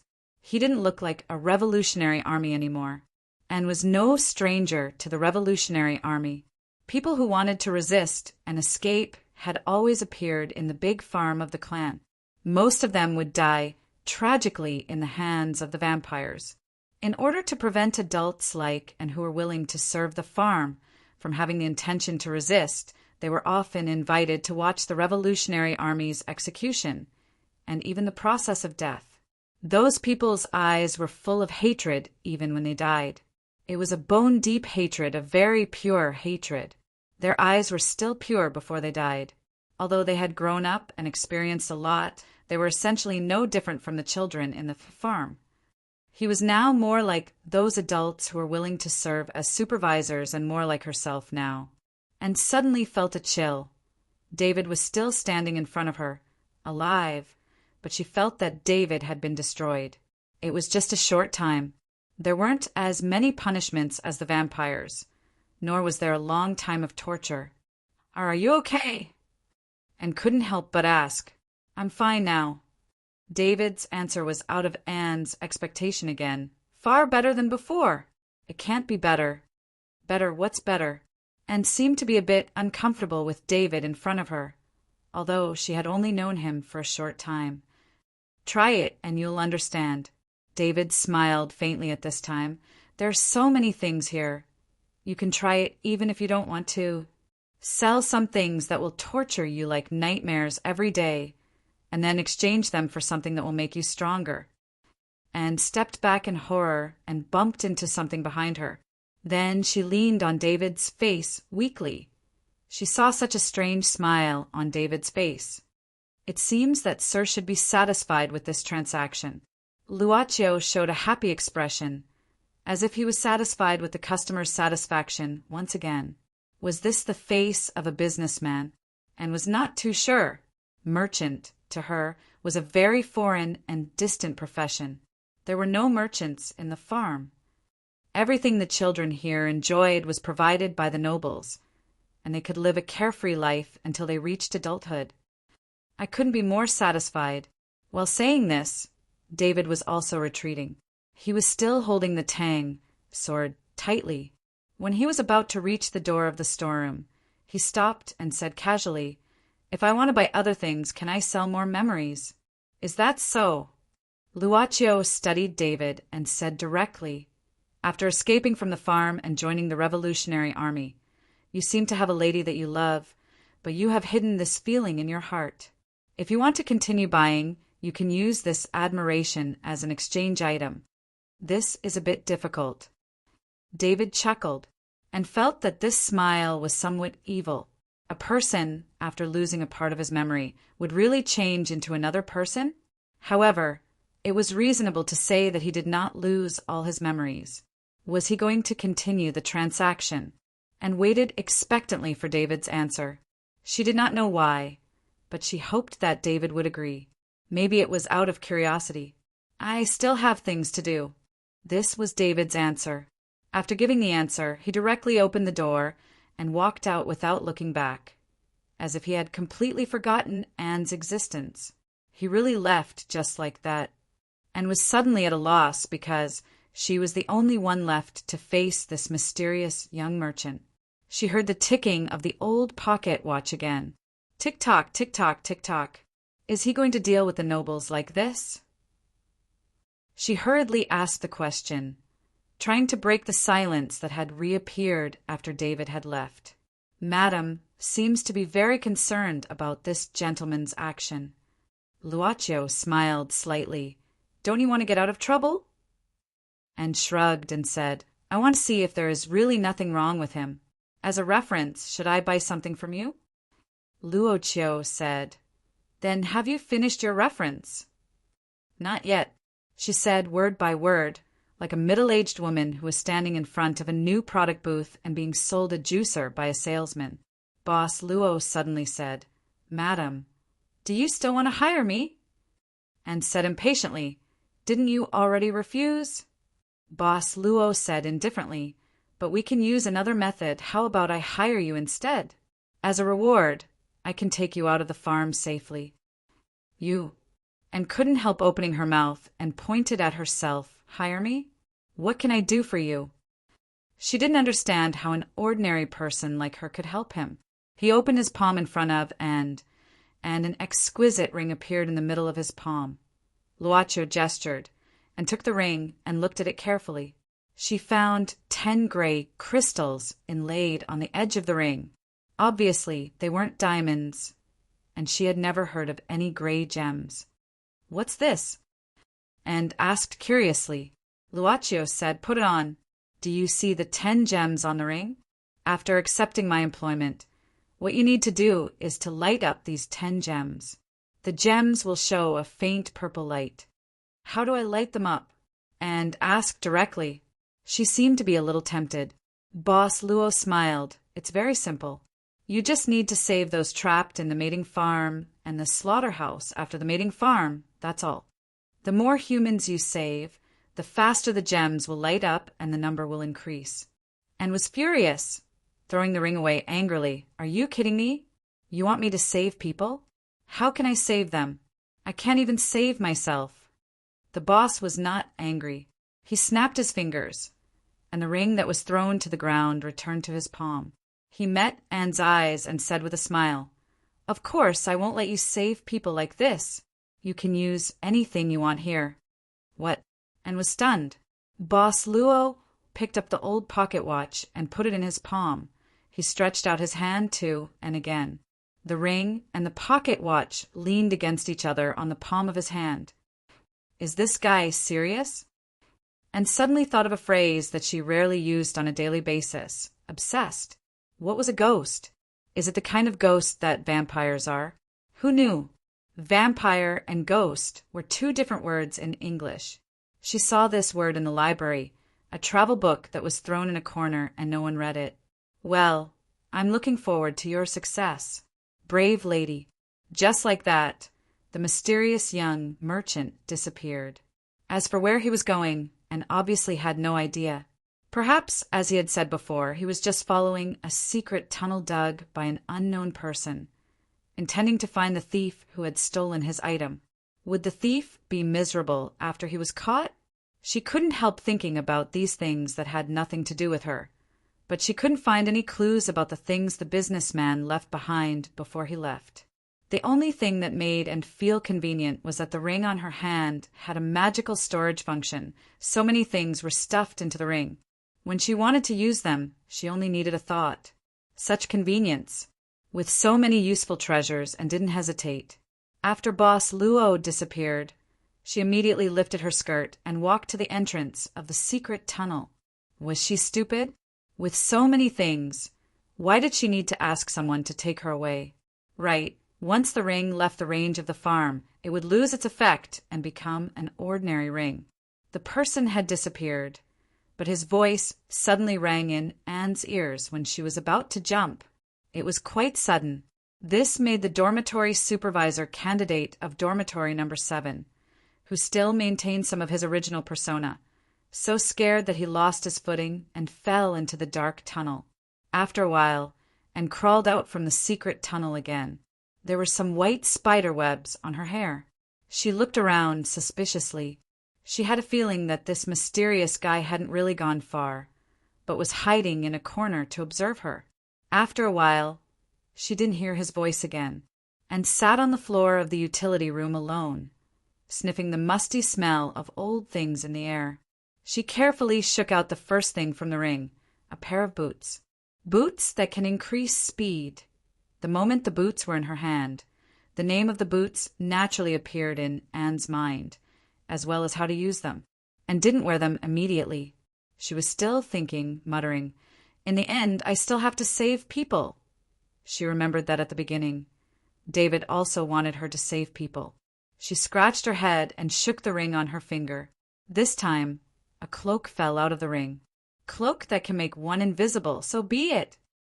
She gritted her teeth and thought. A group of high-ranking nobles of the clans gathered in a particularly luxurious building in the farm. There were all kinds of buildings in the farm. Luxurious ones were not rare. This kind of luxurious building was used to cultivate noble lady, noble young master, and other character settings. Originally, there were several high-level crops living here, but now it was temporarily requisitioned by these high-ranking nobles as a temporary residence. I can't believe that Busby dared to kill Boboki in front of so many people, a noble said angrily. His companions all agreed with him. At this time they were criticizing Busby and criticizing the acting Grand Duke's irresponsibility and the fact that he easily transferred the clan's authority and looked down on the precious clan's authority. We can't let Busby take charge of the clan's authority like this. What right does he have? Another noble snorted. After all, he is just a guy with an unknown background. Everyone, compared to Busby's behavior, don't you think that Bailgan's behavior is more unreasonable? Another high-ranking noble knocked on the table at this time. He attracted the attention of all the high-ranking nobles. As a high-ranking noble, he obviously had a lot of prestige in the circle of high-ranking nobles in the entire clan. Marquis Gouda, what do you think? Marquis Gouda sneered. As the acting Grand Duke, he actually left at the critical moment. He even casually handed over the Grand Duke's token and condoned his subordinates to kill the high-ranking nobles. He even condoned his subordinates to change the supply rules. I think that Beyligan, as the acting Grand Duke, didn't fulfill his duty at all. So, I propose to use the privilege of the high-ranking nobles. The faces of the participants changed slightly at this time. The high-ranking nobles had many privileges, but there was only one thing that Marquis Gouda would solemnly mention in this kind of occasion. That was when more than 70% of the high-ranking nobles agreed they could wake up the sleeping Grand Duke of the clan. However, no matter what the reason was, waking up the Grand Duke of the clan from his sleep would definitely make the Grand Duke unhappy. There were many such calls in history. In the records, more than half of the people who called were severely punished by the Grand Duke when he woke up. Marquis Gouda looked around at the nobles present at this time and said seriously, "It's not long before the next sacred blood ceremony. The Grand Duke is about to wake up. If it's a little earlier, the Grand Duke won't be unhappy. Moreover, this time the awakening will be carried out by me personally. Even if there is any punishment, I will bear it alone. Everyone just needs to agree." Marquis Gouda, as you said, it's not long before the sacred blood ceremony. The Grand Duke will naturally wake up at that time. A noble shook his head at this time and said, "It's not a little bit of time. Why should we take this risk?" Marquis Gouda looked at the speaker expressionlessly. Indeed, it was not long before the Grand Duke would naturally wake up. For vampires with long lives, they naturally wouldn't care about a short 1.5 months. But it was true that the Grand Duke would wake up before the sacred blood ceremony, but wouldn't Beyligan come back earlier? This group of pampered people who don't know how to use their brains. Trash. Chapter 1393. For Marquis Gouda, the group of nobles in front of him were hesitant and indecisive. The time they spent discussing was the longest. Vampires could quarrel with each other for decades, or even longer because of a boring argument. They would not reach a consensus in the end. He chose to leave his seat. If he could not get the agreement of more than 70% of the nobles, he would not choose to wake up the Grand Duke. After leaving the place for discussion, Marquis Gouda immediately called for a confidant. He was conveying something to this confidant. The guys inside need a little stimulation to reach a consensus. I need to give them a little stimulation. Do it cleanly. The confidant quickly took the order and left. At this time, a group of guards hurried over from the corridor of the palace. Marquis Gouda directly asked the purpose of their visit. This group of guards received Busby's order to come here. The purpose was to inform the nobles staying here that a powerful vampire killer had appeared in the farm tonight, and that 20 to 30 vampires had already been killed. This pair of guards who were sent here, other than informing him, also had the intention of strengthening the palace's defenses. Marquis Gouda, who knew the cause and effect of this matter, felt a chill in his heart. "I know about this matter. The other nobles are all inside. I will inform them. Then, I will leave the patrol outside the palace to you." The guards took the order and left. After the guards left, Marquis Gouda slowly returned to the place where the nobles were discussing. Looking at the group of nobles who were discussing whether to wake up the Grand Duke, Marquis Gouda just kept silent and did not intend to say anything. "Vampire killer. I don't mind this killer appearing here." Marquis Gouda suddenly smiled. Power is the best medicine to reconcile fear and cowardice. David calmly walked in the town of the farm. Ever since he left the storage room in the 7th dorm, he had been thinking about a lot of things. Selling his memories made him feel more relaxed than ever. However, the knowledge he had learned while living on the farm didn't disappear because of the sale of his memories. In his memories, he only removed the voices and shadows that he had grown up with. In all of his past memories, he was now alone. He was alone in the classroom, looking at the blackboard filled with words. He was running in the field, and the people around him were disappearing one by one. In the end, the whole school was empty except for him. In the cafeteria, people disappeared one by one. On the road, people disappeared one by one. During those 18 years, it was like living in a world where only he existed. He was like a machine, silently learning. There was nothing to be happy about, nothing to be sad about. There was no one to remember and no one to hate. His life seemed to have started from the time he accidentally got the opportunity to escape from the farm, from the time he met the human of the Revolutionary Army, from the time he met the leader of the Revolutionary Army, from the time he met that woman. Does your world no longer exist? Do you want to try and live for me first? While the sale of the past made the memories of the past vague, it also meant that the memories of the present had become abnormal. After all, everything that he remembered now started from that encounter. Stop! In the dark night, there was a heavy shout from David's side. Was it the vampires' guard in the town, the patrol team? No, it was just the members of the inspection team. 2 humans and 1 low-level vampire. David stopped at the start of the shout and raised his hands. He looked at the inspection team members who were quickly approaching him, showing quite calmness. Even if it was not this time after joining the Revolutionary Army, he had a lot of experience sneaking into the farms of the big clans.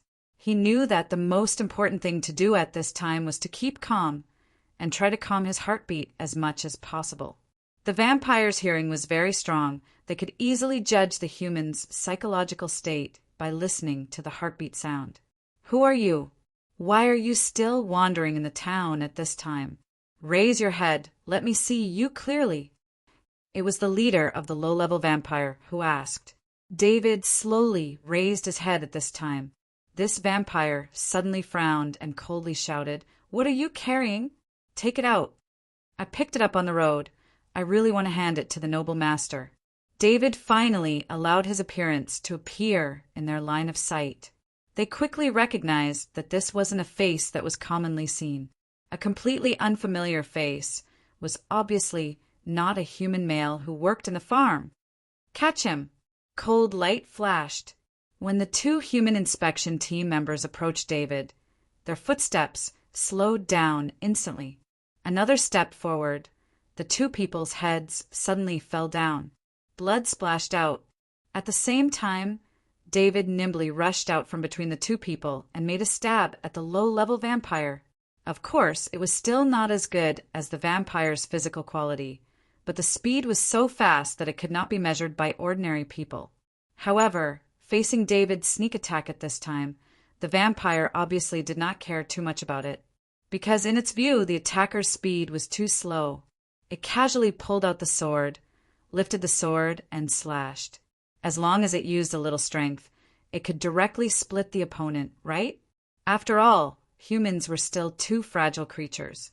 But what this low-level vampire did not expect was that its weapon would be directly cut open by the strange straight knife in the opponent's hand in the next moment. Easily cut open. In a short moment of shock, it felt a chill from its neck. Looking down, its neck had been cut open by the opponent. Blood was flowing out. But the vampire's strong vitality did not make it lose its ability to move. It sneered. At this time, it stretched out its arm and instantly clawed David's shoulder with its sharp fingers. Didn't anyone tell you that even if a vampire's neck is cut, he won't die? It sneered, but because of the broken vocal cords, its voice became terrifying and harsh. Its steel-like fingers deeply penetrated into David's muscles.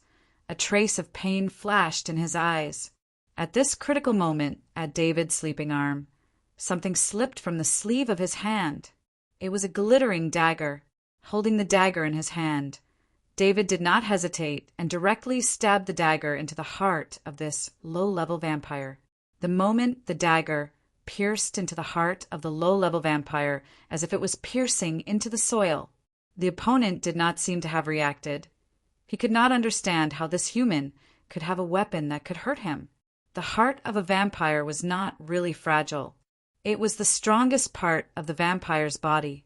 The heart would naturally produce a layer of horny substance, like a shell, protecting this important organ. This dagger? But obviously it could not get the answer, because the moment it fell, it had already died directly. David gasped for breath, forcefully pulled out the vampire's claw on his shoulder, then stepped on its body and pulled out the dagger. David looked at the things in his hands. the tang knife that he bought back, and when he left, and the merchant were not paying attention, he quietly took the dagger away. That's right, he took the dagger away, and the merchant did not find anything. He did it. He really did it. Without scheming, without planning, even without sacrifice. In a one-on-one battle, he successfully killed the vampire. He did it. David's heart was filled with ecstasy, but he resisted the urge to laugh out loud at this time. But the muscles on his cheeks seemed to be twitching. Gradually, he calmed down. He quickly left this place. There were no tools to dispose of the corpses, and the smell of fresh blood would soon attract the nearby vampires. David obviously did not intend to deal with more than a few vampires alone, even though he had tasted the fruits of victory from killing vampires. Just as he turned to leave, a small stone suddenly rolled out. David subconsciously looked in the direction where the stone rolled from. He heard 3 cats' meows, each with a special length. This was a means of communication used by the Revolutionary Army. David frowned. This time, when they sneaked into Torito's clan farm, everyone was caught. Later, only 4 escaped in the chaos. He had already seen Meow Meow, but Meow Meow suddenly had a strong power. David speculated that Meow Meow was likely to have met the mysterious merchant, and like himself, she also sold her memory. So, after David recognized her, Meow Meow showed a different reaction. While he was deep in thought, David had already followed the signal and soon arrived at another street. In front of him, there was a figure walking at a very fast pace. He knew that the figure in front of him stopped at a stable. David. At this time, the figure turned around and, at the same time, lifted the cloak on his body. It was probably soaked in horse feces and urine, and it smelled terrible. David opened his mouth. This was one of his companions in this operation, and one of the 4 who successfully escaped. It's really you, David. At this time, the companion rushed in front of David and grabbed David's shoulders with both hands. What did I see? You killed a vampire with your own hands. Oh, David, you are our hero. It stinks. Don't touch me. Yes, it's great to be able to find you. David also showed an excited expression. Are you alone? No. The companion quickly said, Lai was also here, but he was seriously injured, so I could only hide him in the stable.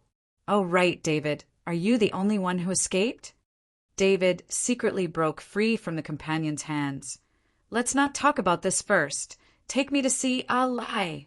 I still have some recovery medicine here. That's great.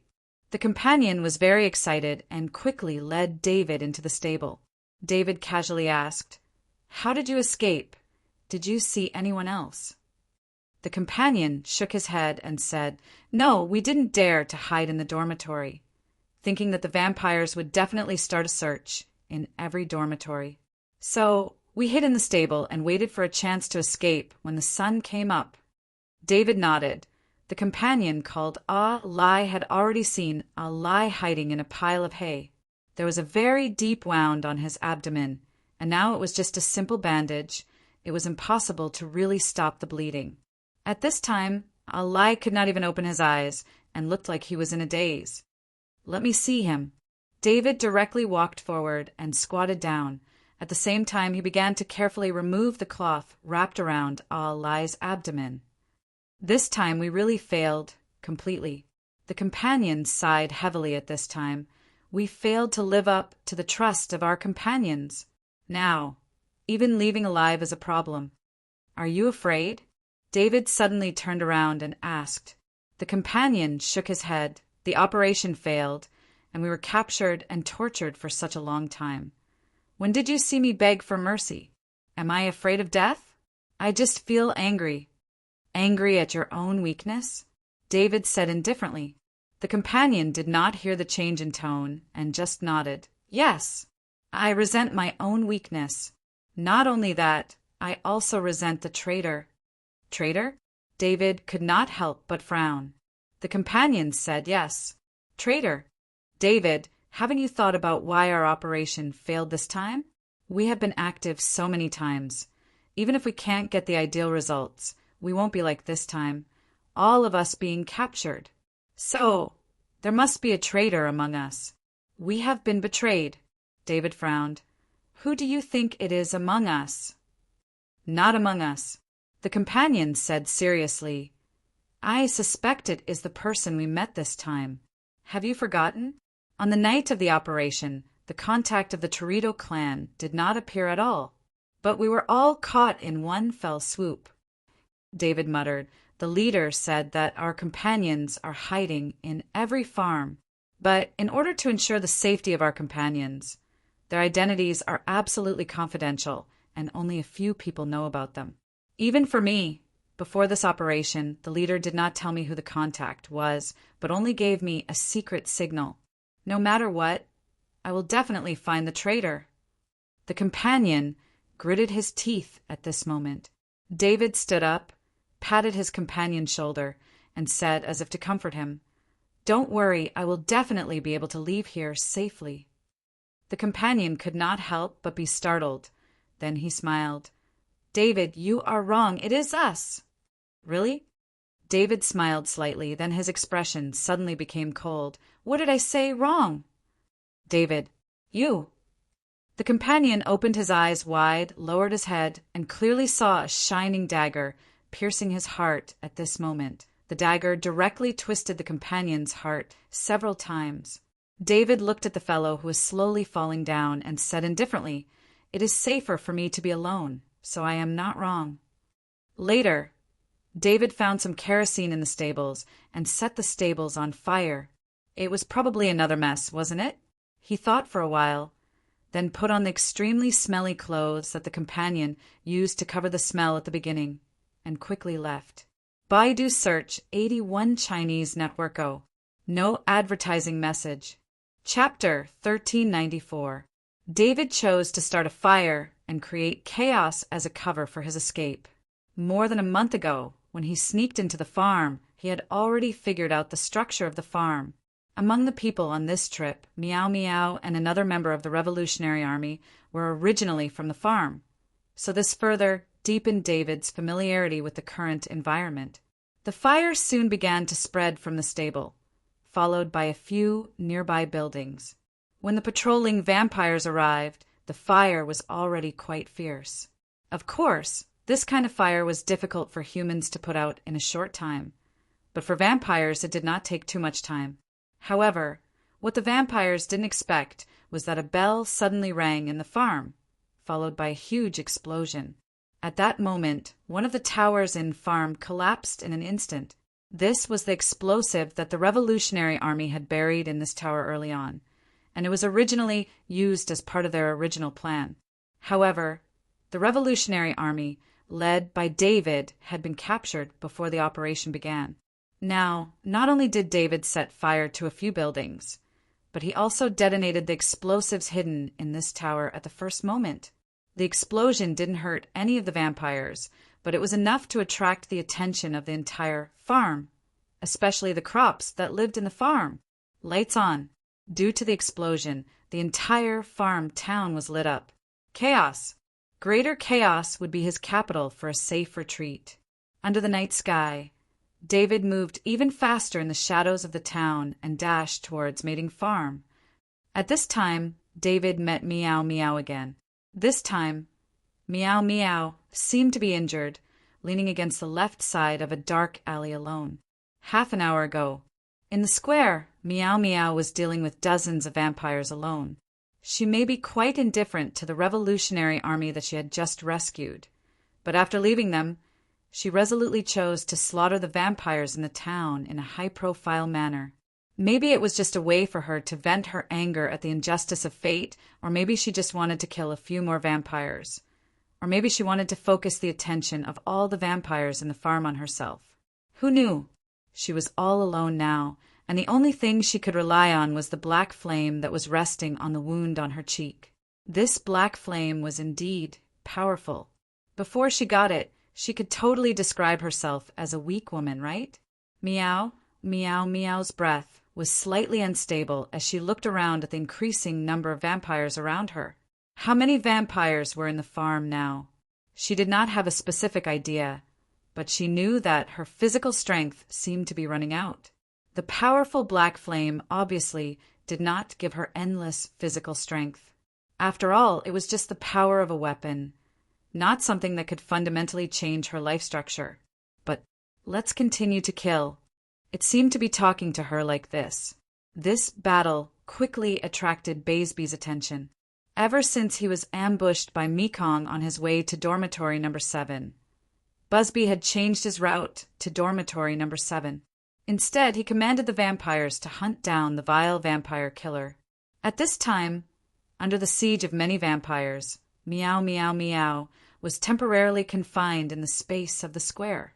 Buzzed quickly walked over with a few guards following behind him. He had already changed into a new set of clothes, but after tearing off his wings, he still looked a little dispirited. "What's the situation now?"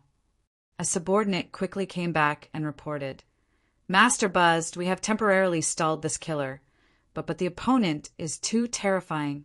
She can use a strange flame, and once our men touch it, they will either die or be injured." Buzzed had experienced the power of this flame himself, so he did not say anything about his subordinate's fear. He nodded indifferently, then looked into the battlefield, his brain frantically analyzing the situation. She seems to have slowed down. Is it a problem with her physical strength? Strange, the power of this flame. Why does it seem a little unstable? Master, you said it's unstable. A subordinate beside him looked at Buzzed in surprise. Buzzed was muttering to himself, but his eyes never left the battle between Meow Meow and the vampires. Suddenly, Buzzed waved his hand and ordered in a deep voice, "Don't come into contact with her or engage in pointless close combat. The main thing is to avoid this killer's flame attack. Keep your distance. If the flame burns you, as long as it doesn't touch your heart, break your limbs immediately." "Yes, master." Following Buzz's order, the vampires in the square scattered at once. They had to obey Buzz's order. Originally, as the trusted aide of the acting Grand Duke, Buzzed had a high authority to control the guards, and now he was in charge of the clan's authority. As long as it didn't touch his heart, he would break his limbs immediately. Obviously, he could still accept the order. For the vampires, breaking their limbs was just a matter of sucking more human blood afterwards, and they could recover. In just a short while, the vampires who changed their fighting style gradually exhausted Meow's physical strength to a terrifying extent. She even had to gasp for air, and her body was dripping with sweat. She even felt that she was showing slight symptoms of dehydration. What was worse, because she couldn't devour the vampire souls for a long time, the power of the black flame began to decrease rapidly. "I'm afraid I can't hold on for much longer." At this moment, Buzzed suddenly sent his voice into the battlefield, into Meow Meow's ears. "You can't hold on any longer, can you? Surrender, you can't escape. Then you can come and capture me personally." "Traitor!" Meow Meow sneered directly, and then suddenly urged the black flame in her hand. The flame instantly spread out, and its power seemed to have increased suddenly, causing the surrounding vampires to be afraid again. Again, "Traitor?" Buzzed frowned. He didn't know this killer woman in front of him, but why did she call him a traitor again and again? "Don't bluff." Buzzed calmed himself down and continued in a low voice. "This strange flame of yours, there's a limit to its use, right? Maybe it's affected by your physical strength or something else. For example, it can provide power by burning our bodies, right?" Meow Meow was shocked, but her face was still as cold as ice, and the power of the black flame in her hand seemed to have increased a little. "Is that so? Then you can come and try. Of course, you'll have to bear the consequences. I've analyzed it. Every time the power of your flame begins to weaken, you'll be very eager to attack us. Every time you succeed in burning our bodies, its power will recover again." Buzzed said indifferently, "As for whether this theory is correct or not, as long as I continue to fight like this, we'll know the answer after a long time." "Then come and try it." Accompanied by Megong's cold shout, she waved her hands, and the black flames suddenly burst out. In an instant, like a burst of fog, it spread out in all directions without any blind spots and covered all the vampires in the square. Seeing this, the vampires couldn't help but be shocked. No matter whether the power of this thing was weakened or not, once it came into contact with it, it would not disperse, it was real. The vampires had no choice but to hurriedly scatter. Even Buzz subconsciously wanted to avoid this burst of flame because he had suffered a loss once before. Unexpectedly, the burst of flame was very frightening, but it came and went quickly, and in just a short while, it had already disappeared. Master, the killer disappeared. Go after her. Buzz calmly gave the order. She shouldn't have gone far. Once you find her, as I said, if she's burned, as long as it's not a vital part, immediately break her limbs. Remember, don't act alone. Yes, master. Then Buzz pondered for a few seconds and called over another subordinate, ordering, take a small group of people to the place where the nobles are staying today and tell them about this matter. Tell them to stay where they are and don't wander around. Okay, the subordinate thought. This message would definitely be delivered, but as for whether the nobles would listen to it or not, it was not up to him to decide. Seeing that his subordinates had already done their jobs, Buzz slowly exhaled.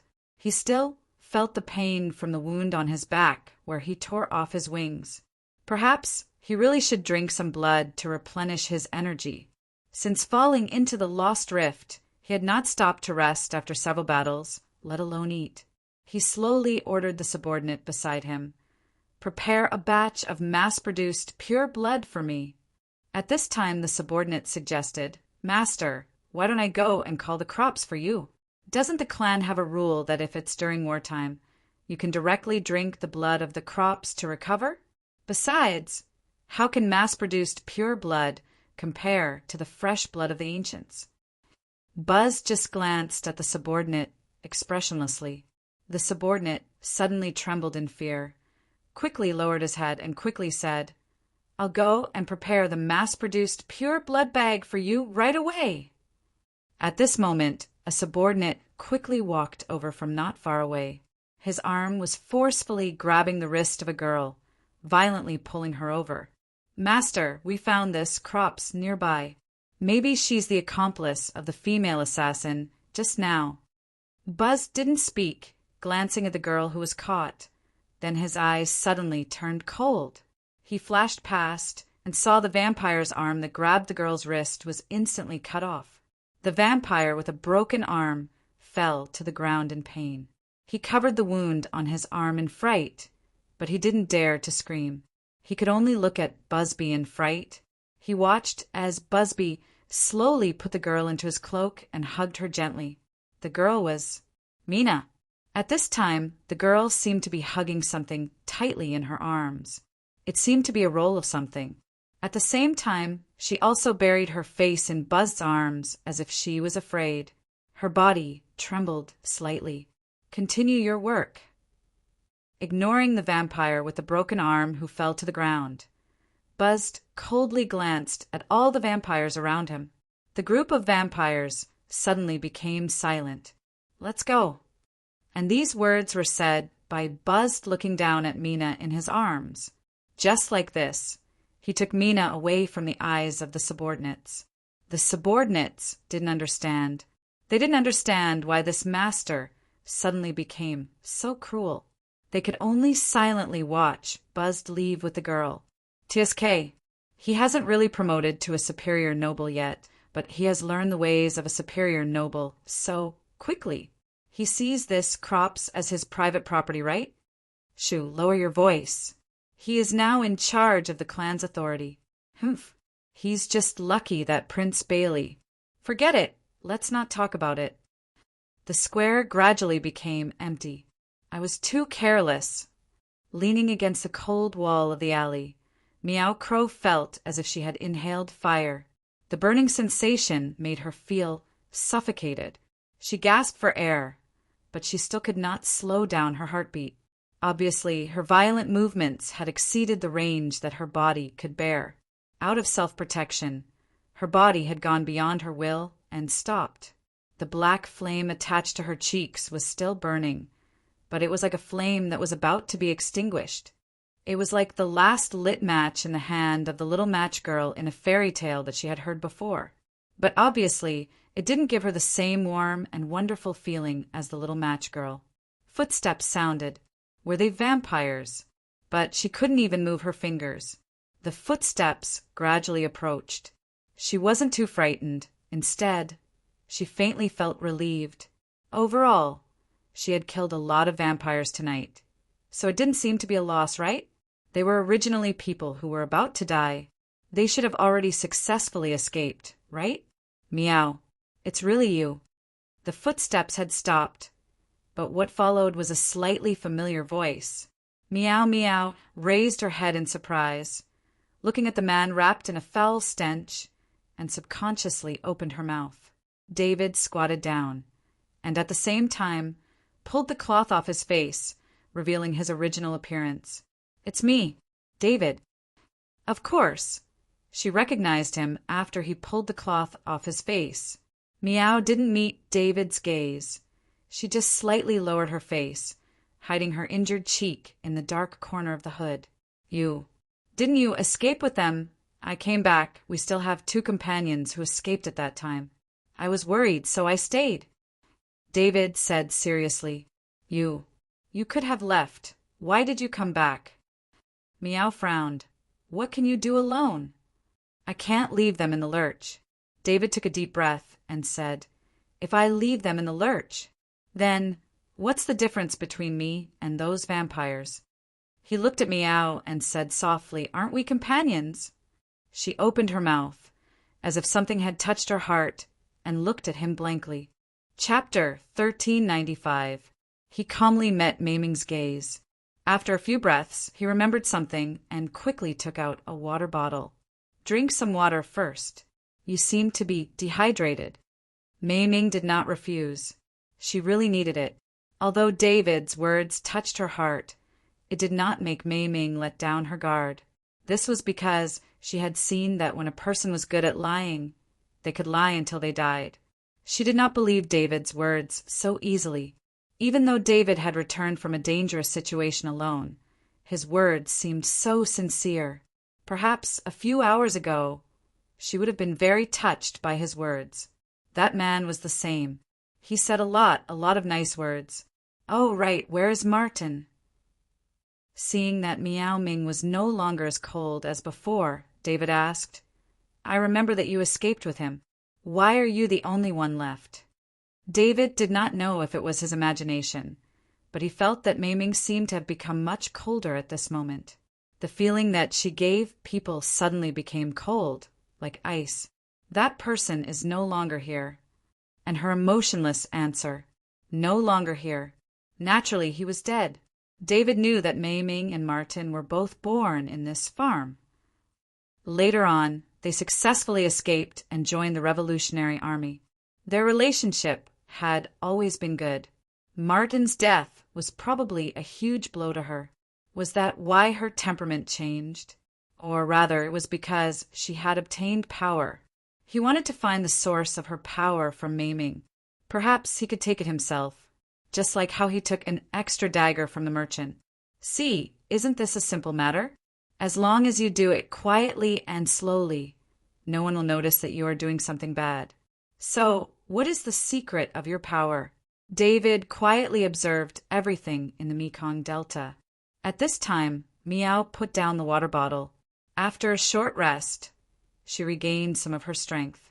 She used the hood to cover half of her face and then stood up with the help of the wall. The vampires are still looking for me. I can't keep hiding here. What do you plan to do?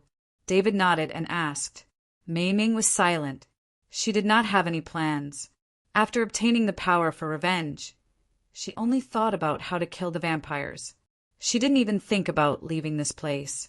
But it turned out that her physical strength was not enough for her to keep going.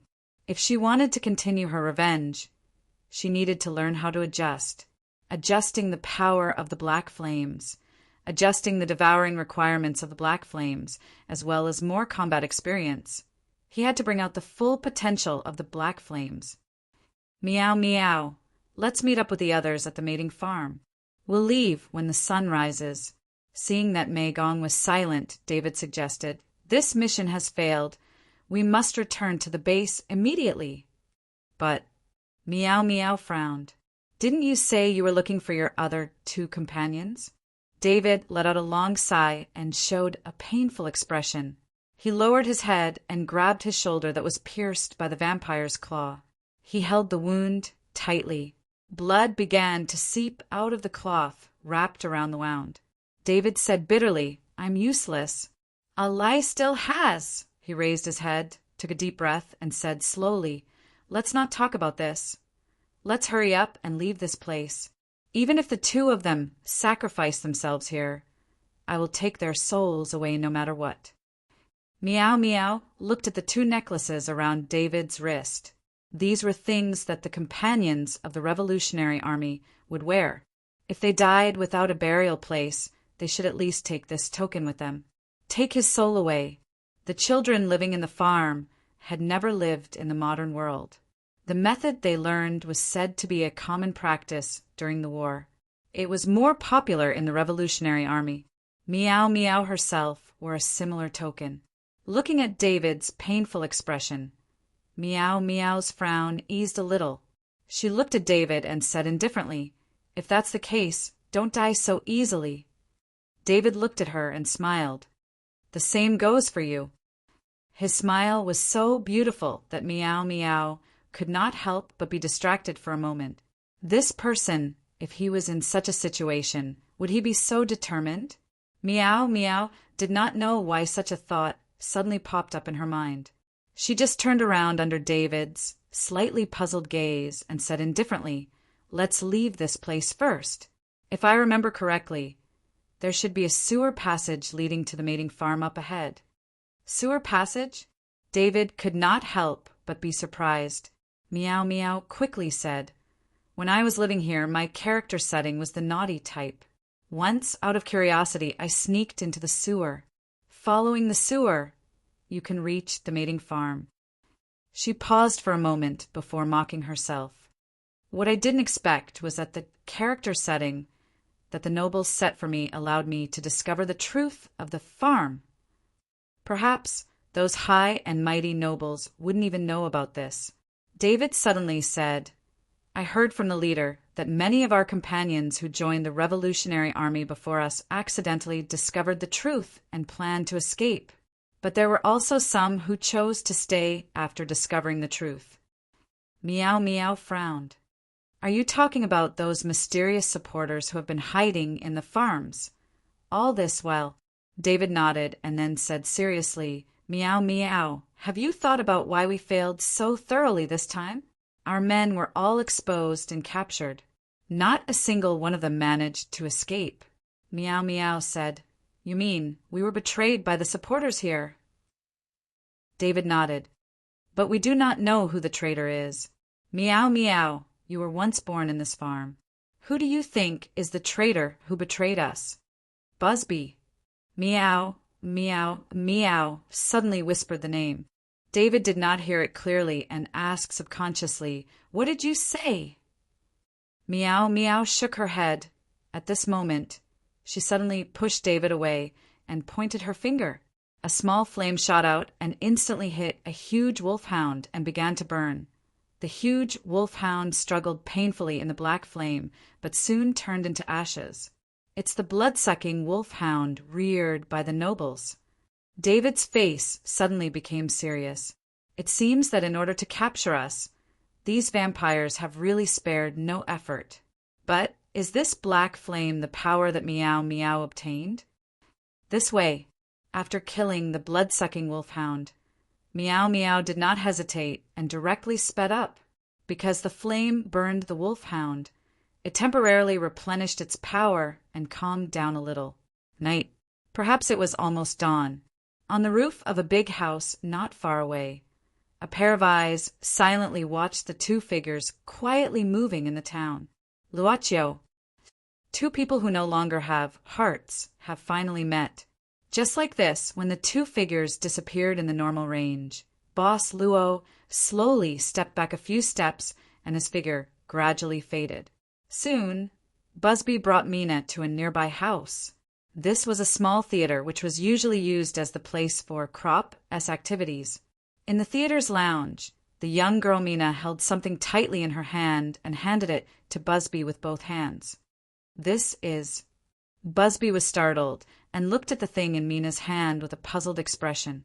This was a scroll of animal skin. Busby knew what it was. It was obviously something that the three people of unknown origin found in the Lost Rift. And it was the second diary. Brother, have you forgotten? Mina had a hard time to get it from them. She hugged Busby's waist and looked up at him. Mina almost exposed herself. But at least I got it this way. No one will find out brother's identity. Mina. Busby lowered his head and hugged the girl's body tightly. He took a deep breath and smelled the girl's hair mixed with the fragrance of her body. Thank you for your hard work. His fangs grew out of his lips, little by little. He only heard the girl's whisper, Brother, are you hungry? Mina is ready. Ah, really? I can't control myself anymore. Busby slowly closed his eyes and let his instincts drive his body.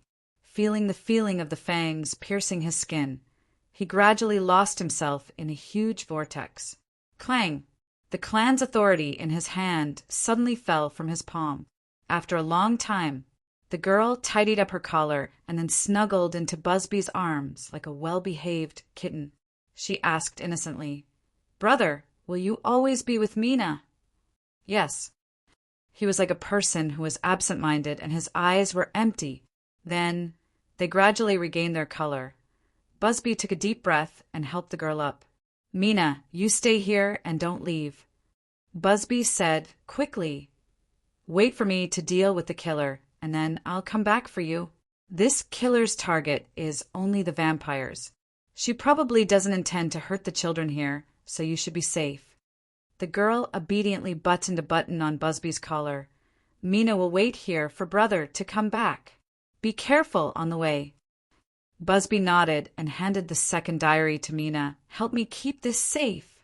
Wait for me to come back. The girl gently sent the vampire out of the lounge, and then lay down on the sofa in the lounge. She held the second diary with both hands and slowly opened it, reading it by herself. From time to time, the girl would laugh a few times, as if she was very happy. Cloak that can make you invisible. Boots that can increase speed. In addition, and took out a pair of gloves from her ring, called gloves that can increase strength. Oh! She suddenly felt like she had become a hero who could slay a dragon. Well, which storybook did she read about the dragon-slaying story? She was a person who liked to think nonsense. Even if she was doing something dangerous, she couldn't stop this obviously bad habit of hers. But what could she do? After all, this was the character setting that was created from the moment she was born. Delusional Chinibu. Who knew what a Chinibu was? She knew about delusions. Anyway, before she became an adult, she was told that as long as she liked delusions, she could do it every day. Of course, she used to say a lot of words that were very shameful now, in front of her companions. What a dark history! And shook her head in a self-deprecating manner. In the end, the item that the mysterious traveling merchant gave her was very reliable. At the very least, she had successfully entered the mating farm with the help of the equipment she was wearing, and she did not alarm the vampires along the way. Miss and even naughtily mixed some of her saliva into the breakfast of a vampire she met on the way. Finally, he managed to enter the mating farm without any danger. In fact, and didn't know much about the mating farm. The adult descendants of the ancients who stayed to work in the mating farm were basically forbidden to enter this place. Of course, it didn't mean that and didn't know something about the mating farm. It was like, in order to prevent them from being disloyal, they were arranged to watch the execution of the captured Revolutionary Army. In order to make them more loyal, they were also allowed to see the situation of their kind in the mating farm, and felt that what she had seen before was not even half as real as the mating farm. She was currently in a huge house, an icy cold house. Rows and rows of women were currently imprisoned on chairs. Their clothes had long since been stripped off, and there were even breast pumps on their bodies. The women were blindfolded and couldn't move at all. Perhaps they hadn't washed their bodies for a long time, and the whole room was filled with the stench of sweat. However, the sweet milk was constantly being extracted and then accumulated through the pipes. Anne's legs were trembling as she walked among these women, looking at their withered bodies. Suddenly, as if she was stimulated by something, she suddenly walked in front of a woman and reached out to untie the thing on her head. Hollow, sunken, and skinny. What kind of desperate gaze was this? She suddenly collapsed in front of the woman's gaze. Chapter 1396. And shuddered all of a sudden. Instinctively, she covered the woman's eyes again before she could even think. But then what? What should she do? Who could tell her? What should she do next?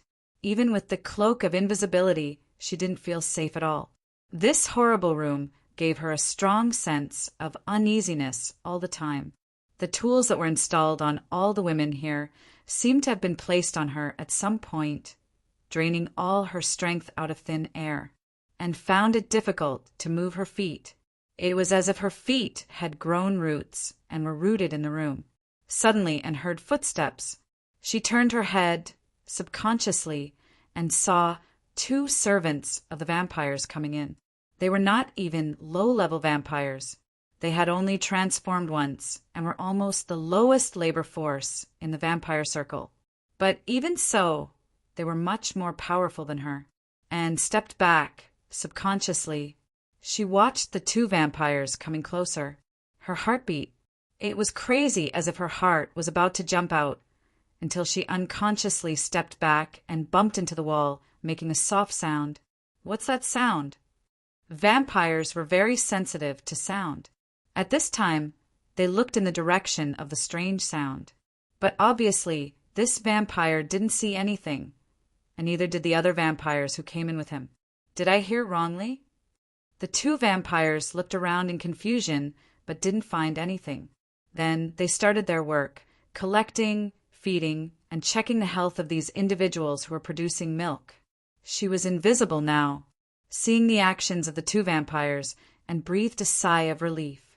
But she still didn't dare to move. She didn't even dare to open her eyes and look here carefully. The women, those who were confined to the chairs, their teeth were pulled out, and tubes were inserted into their mouths. Every day, they were fed liquid food through the tubes. Gurgle, gurgle, gurgle, gurgle. It was like a factory. Liquid food was poured into their mouths through a pipe. When it entered their esophagus, there was a faint, gurgling sound. Then the 2 vampires activated some kind of device and began to extract the essence of life from their bodies. Even though she had already imagined what kind of scene it would be when she entered, and only felt the true terror when she saw it with her own eyes. This one seems to be broken. What do you mean it looks like? It's already broken. I've already drawn blood. Oh, then let's change it. But don't waste this little bit of blood. As they spoke, the 2 vampires removed the tools from the woman's body and began to suck her blood. Not many vampires were willing to work here, not even the low-level civilians. Those who were willing to work here were mostly because of the fast food from time to time. It didn't look like it was breastfeeding. Instead, it looked like a vulture gnawing on a corpse. Bang, bang. After 2 soft thuds, the 2 vampires on the woman lost their strength and fell to the ground. Behind them, Anne's hands were still trembling slightly. A tranquilizer gun that can knock out elephants. She didn't even know when she took out the tranquilizer gun from the ring. She didn't even realize that she had shot out 2 tranquilizer bullets in succession. After the 2 vampires fell to the ground for a while and rushed to the woman who was being bitten. Save, save, save. Was there anything in the ring that could save people? She begged crazily, whether it was the cloak, the gloves, or even the tranquilizer gun. They all seemed to be naturally thrown out from the ring according to her needs. Anything is fine. Clang! A small bottle fell to the ground and was stunned.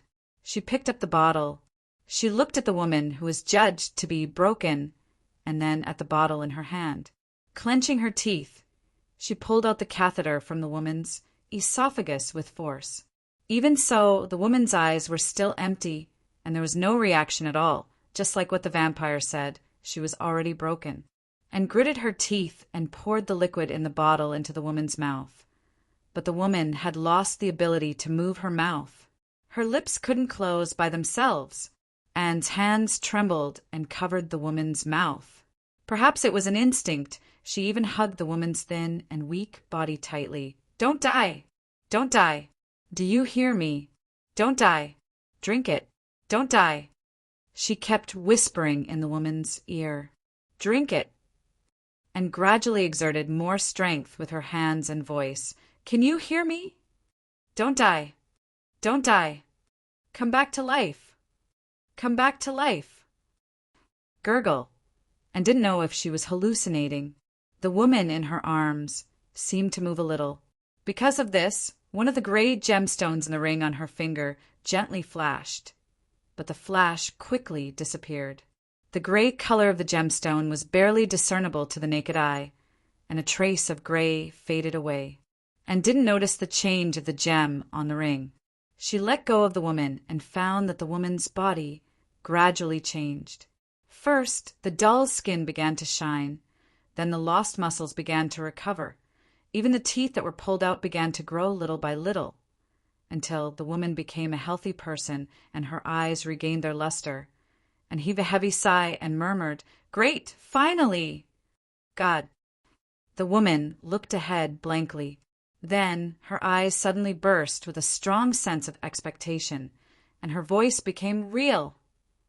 "God! God! Where are you?" Anne was stunned.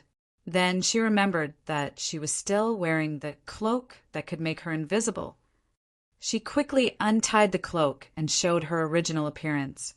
The woman was startled when she saw her appear out of thin air, and hurriedly said, "I'm not a god. I'm just a person who saved you. How do you feel now?" God. The woman was startled by Anne's appearance, but her eyes suddenly became fiery again. It was something that was even brighter than before. "God, and couldn't help but be startled. Just as she was about to say something, she suddenly noticed a flash of light from the ring on her finger. After the flash of light, the gemstone became clearer and brighter. It was no longer gray. Although it was still far from being able to change color, it had really lit up. The traveling merchant said that as long as she saved people, she could light up the gem on the ring. The more people she saved, the faster the gem would light up, and looked at the woman in front of her who had come back to life and even recovered. However, she seemed to have some mental problems and mistook Anne for a god, and did not waste time explaining anything to this woman. Instead, she chose to save the other women in the room. First, she stopped the equipment in the room, and then she fiddled for a while to safely take out the tubes in the women's mouths. The magical potion kept falling from the ring, and began to use the potion to restore the women here. Later, she found that a little was enough to restore a woman. Speaking of which, were there so many potions on the table at that time? She felt that the things in the ring were much more than what the traveling merchant had displayed at that time. However, what the hell? And looked at those women who were saved and restored, and couldn't help but frown directly. The gem on the ring didn't light up because of this. It didn't even light up at all. Instead, the original brightness of the first gem completely dimmed down. This broken ring, was it an inferior product? Of course, this was just Anne's imagination. She had long admired the ability of this ring. She just couldn't figure out how to really light up the gem on the ring. God! At this moment, the first woman who was rescued by Anne suddenly spoke up beside her and looked at her, and when she met her eyes, she was suddenly startled by the woman's gaze. This gaze was just like the first time the children in the farm learned that they were named by the vampire. Maybe it was a little different, but it didn't seem to be different, and subconsciously glanced at the gem on the ring. It seemed that the dim gem seemed to have brightened up a little, although it hadn't completely broken away from the gray. Was it because of this gaze? And was startled and asked in a low voice, "What's your name?" "Amanda." "My God." And shook her head and said, "Okay, Amanda, I'm really not a god. Like you and them, I'm also human. And I'm also a human born in the farm." No. Amanda suddenly pounced in front of and raised her head and looked at her with great devotion. "You're my God. It's you who woke me up in the darkness. What I saw was light. You gave me light. You're my God." Along with Amanda's fanatical and even somewhat neurotic speech, the gem on the ring instantly lit up again.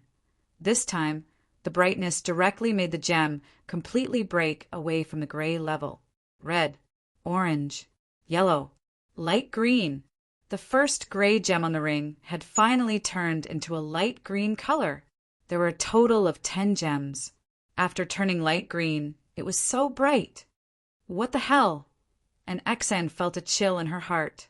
Sensing the fanaticism in Amanda's eyes at this moment, she had a flash of inspiration and thought, not only do I have to save them from danger, but I also have to make them become like Amanda in order to truly light up the gem on the ring, and subconsciously looked around at the women who had been rescued and whose bodies had been repaired. However, they were still sitting on the chairs in a daze. In other words, I'm going to become a god in their hearts. She was shocked by her own thoughts and thought that it was because of her lingering paranoia, and shook her head. Although she subconsciously denied this idea, she vaguely felt that simply saving these women was not really saving. At least they had to recover their spirits. Then it would be counted as saving, right? But what method should I use to recover their spirits? And couldn't help but start to feel troubled. She looked at Amanda, who was still beside her. To be exact, was still kneeling on the ground, and scratched her head. "Can you stand up first? I have some questions that I want to ask you." "Yes." "My God." Amanda slowly stood up, but lowered her head, looking very obedient. "You mean because you heard my voice?" And thought for a while and asked, "Because you heard my voice, so... well, because you woke up?" "Yes, my God." Amanda nodded. "It was you who saved me from the abyss of despair and gave me warmth and faith." And nodded and began to ponder. Voice. Stimulation by words? And thought for a while, and then began to walk to one of the women who had recovered, but was still in a daze, and then began to speak in her ear. As she spoke, she observed the reaction of the gem on the ring. But no matter what she said, the woman in front of her had no reaction at all. As and spoke, she was even a little annoyed, waving her hand gently to touch the woman's cheek, but there was no reaction. She then tried to touch 2 other women, but still didn't get the desired effect, and sighed. It seemed that lighting up the first gem and even reaching the brightness of light green was really a coincidence. She shook her head and began to feel troubled again. This milk factory was just one of the places in the mating farm. There were 2 similar factories. There were other factories with other functions. But here, except for Amanda, the others couldn't move. Not to mention waking up these women's minds. How to take them away was a problem of the century. "Can't you at least give me a hint, Mr. Itinerant Merchant?" And smiled bitterly and muttered to herself. But at this moment, a scream suddenly sounded in this milk factory. It was Amanda's voice. It turned out that just as Anne was trying to wake up the other women, the 2 vampires who were unconscious after being shot by the tranquilizer gun had woken up. The 2 vampires who woke up instantly caught Amanda. "Don't move. Who are you? Why are you here?" The vampires stared at Anne at this time, and at the same time they bared their fangs.